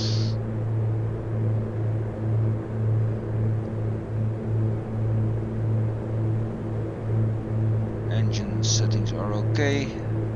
Adding a bit more on the mixture, just a tad. Oh, there's land. This is land. Yeah, we're set. We're set. See, this is a long island. I just couldn't fathom how long this island was. I'm guessing the end is around here. So this is the whole rocky bit of it, and then the end should be straight ahead. Behind these clouds. I should be able to see behind these clouds. We've lost the stations. So we only have the timer, 30 minutes. 37 is our calculated value. Meaning at 37 we should be right over our destination of Melangguane.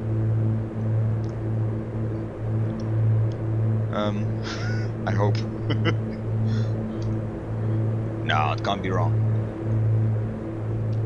Can't be wrong.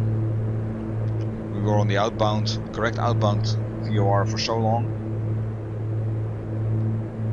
We only just lost the station. There wasn't a whole lot of difference between the arrows on the radial and the actual heading set.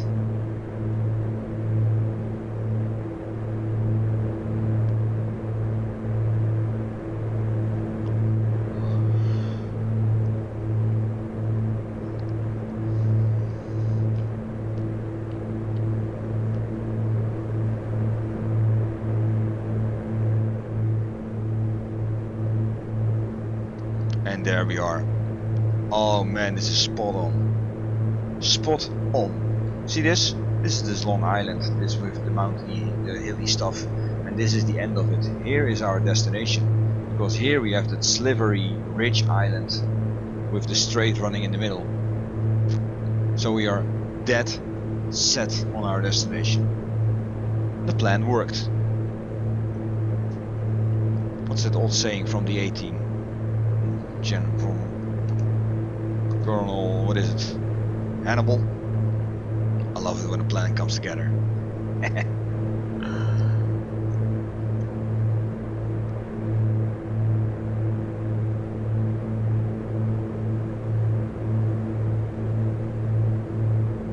This is it. This has to be it. Because it's exactly what I expected. That the southern tip of the airfield here and this sliver slash ridge of an island snaking around on the south with a strait running in between. So we are exactly spot on where I expected us to be, or where I planned us to be. The expectation was a bit off. Okay, I'm now, because I didn't want to cheat of course, now I'm gonna go to Flight Planner. Here we go, Melangguane, WAMN. 2 winds, 2 knots, it's marginal VFR, 2 knots from 160, visibility 5.5 miles, 5.4. Ooh, that's quite a lot. 21 knots, 160, not 2, 21. So I need runway 18. That gives me 7 on the side from the left, 20 on the nose. 20 on the tail would be bad. Why? You may ask, because if you calculate this in theory, every 2 knots of tailwind adds 10% to your landing rollout, your landing distance. So 20 knots on the tail would mean 100% on your landing distance compared to no wind. I don't know the numbers by heart for the Aerostar, but I'm pretty sure that would make not making the runway. Here's the runway, by the way. So we're gonna go for runway 18, and runway 18 is there. So autopilot off. Mixtures to full.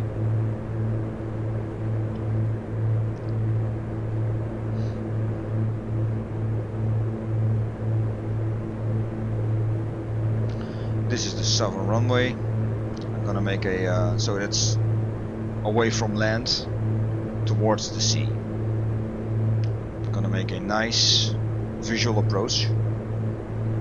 If we do this correctly, we come in at a 90-degree angle to the runway, and it will be a right-hand approach. Normally it would be a left-hand, but given that there's a town there and I don't want to circumvent anything, this is it.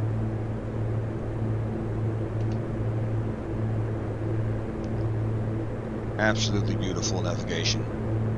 Never doubted in a minute. Oh god. Never doubted it. Okay, keeping the engine power low. 1000 feet. I'm gonna turn in.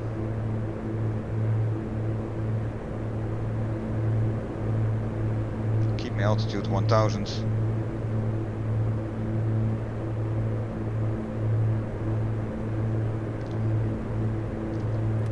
Flaps 10. Put some braking action on it. Ooh, that's a wider turn than I expected.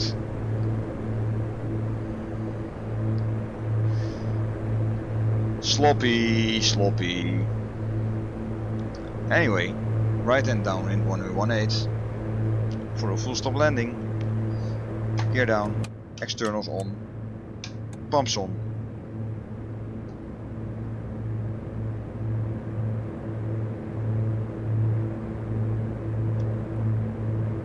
So we trim to neutral.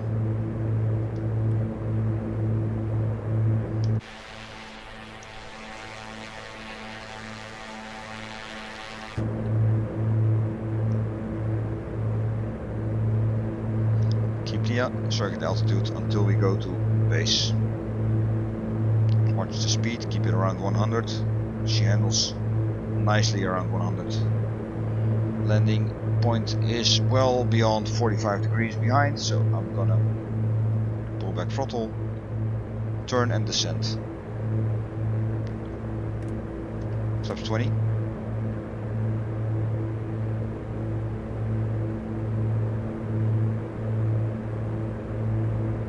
Lots of jungle here.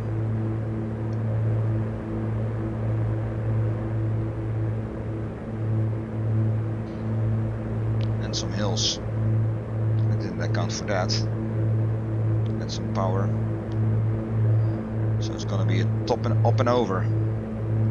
Turning final. Stop my descent. Because I want to be over this hill first. Full flaps.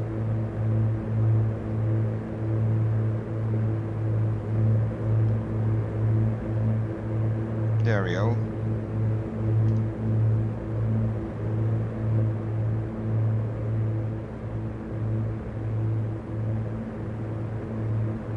Pull us over.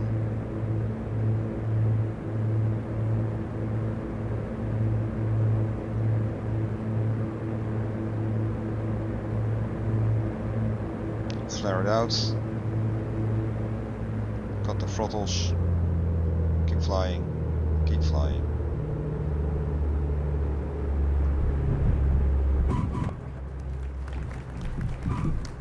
Nice and easy.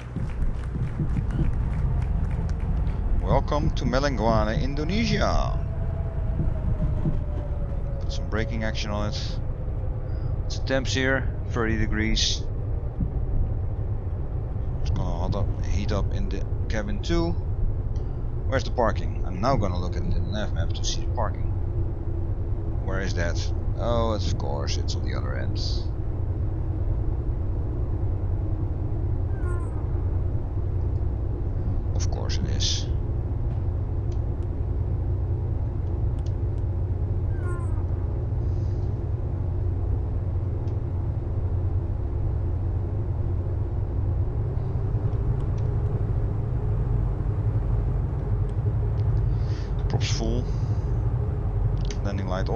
strobe off, pitot heat off, pumps off.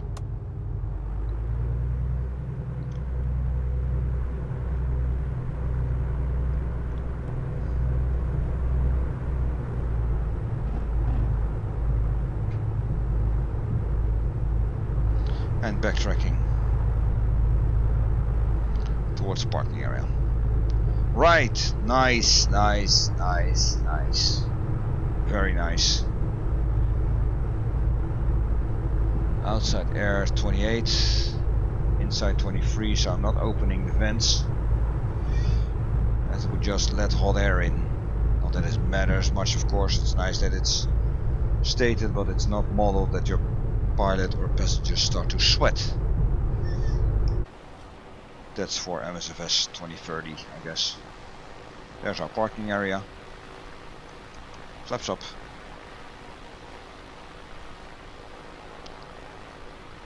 Normally all this after landing stuff you would do when you'd be off the runway, because instructors generally frown upon pilots doing everything on the runway. You know, keep your focus on where it should be. Bloody nose wheel thing. I can turn this off and just steer with my pedals, but I've got a bit of a love-hate relationship with this thing.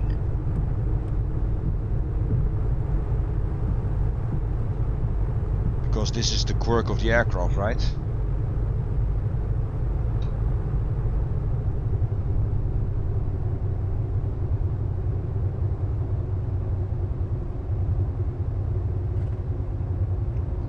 Idle, parking brake set.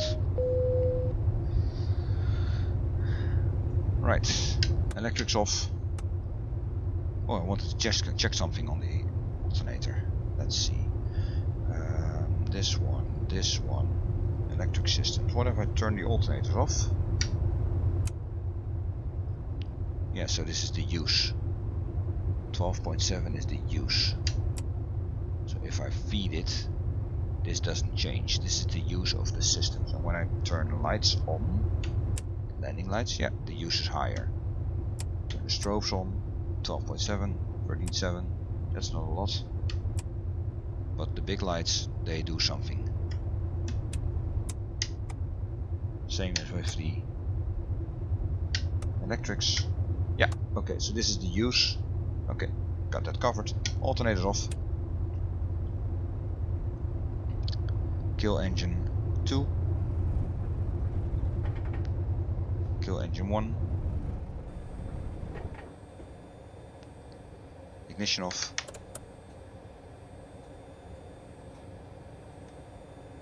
Headphones out.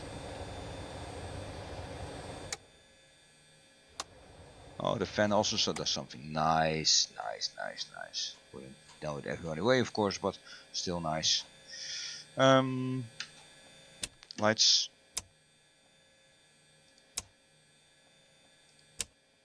Battery. Open the door. And this was our flight. Jungle noises. Right, closing the flight in our PREP system. Now, let's see. To plan a bit ahead of our next flight. This is what we did. Navigation was perfect, you see. From Dumaguete, we basically were a bit on the wind, but we got to where we wanted. Basically, this was our waypoint, just right of this land outcropping stuff. We went a bit left, but that's, you know, this is our waypoint, this is our visual marker, so it's fine. We went on the coast, a bit more south than we had anticipated, but that's fine. We went to the lake on this little bay and well, outcropping to Gaia. South on the VOR,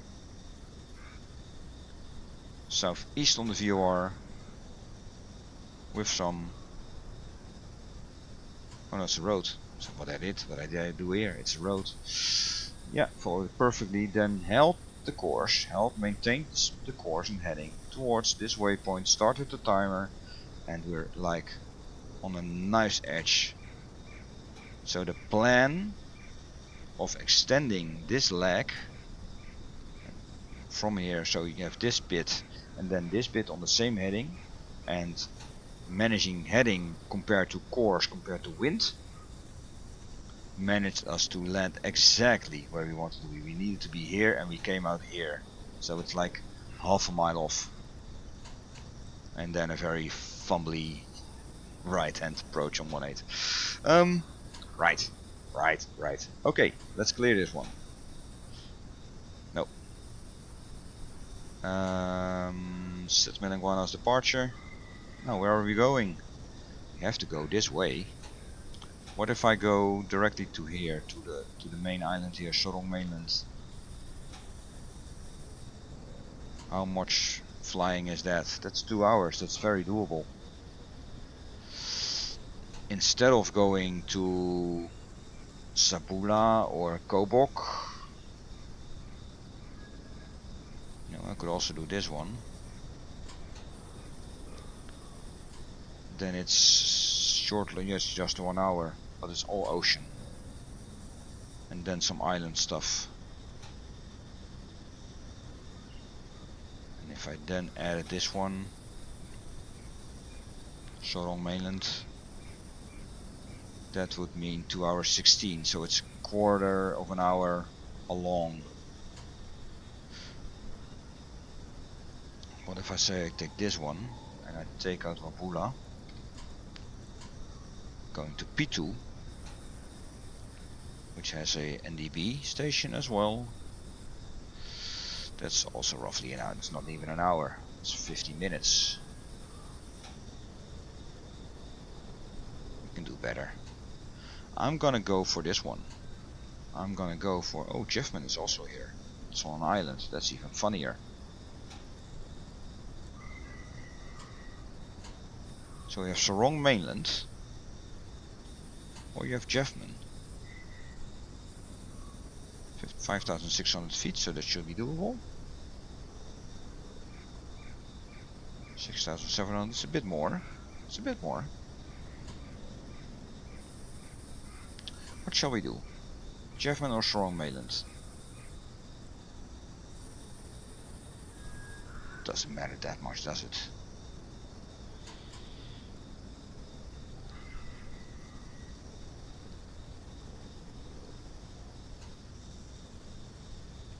Doesn't matter that much. If I do this, that's 400 miles, 2 hour flight.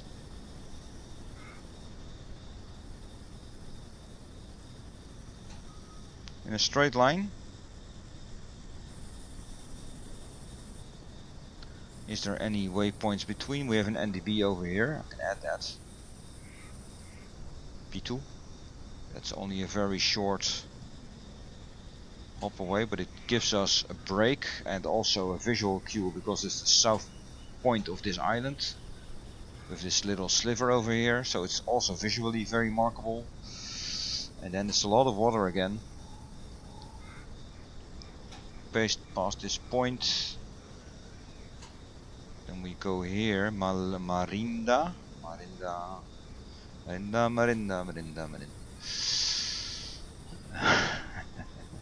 Nothing, no, nothing to see here. I could put in a visual marker, but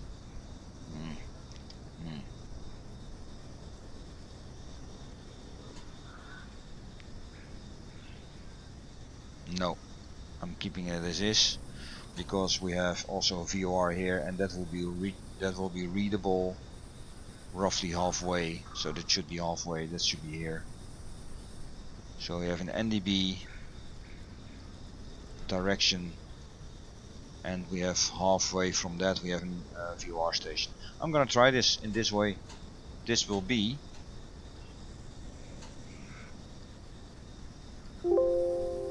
our next trip, 2 hour flight, and I'm guessing this will be happening tomorrow. I'm either recording or streaming it, we'll see, and then we'll be across Indonesia and on the Papua New Guinea island, the Indonesian part, because the left part is the eastern part, no, the western part is Indonesian. This is the border here. But that's for later. For now, thank you for watching, and see you on the next trip. Cheers!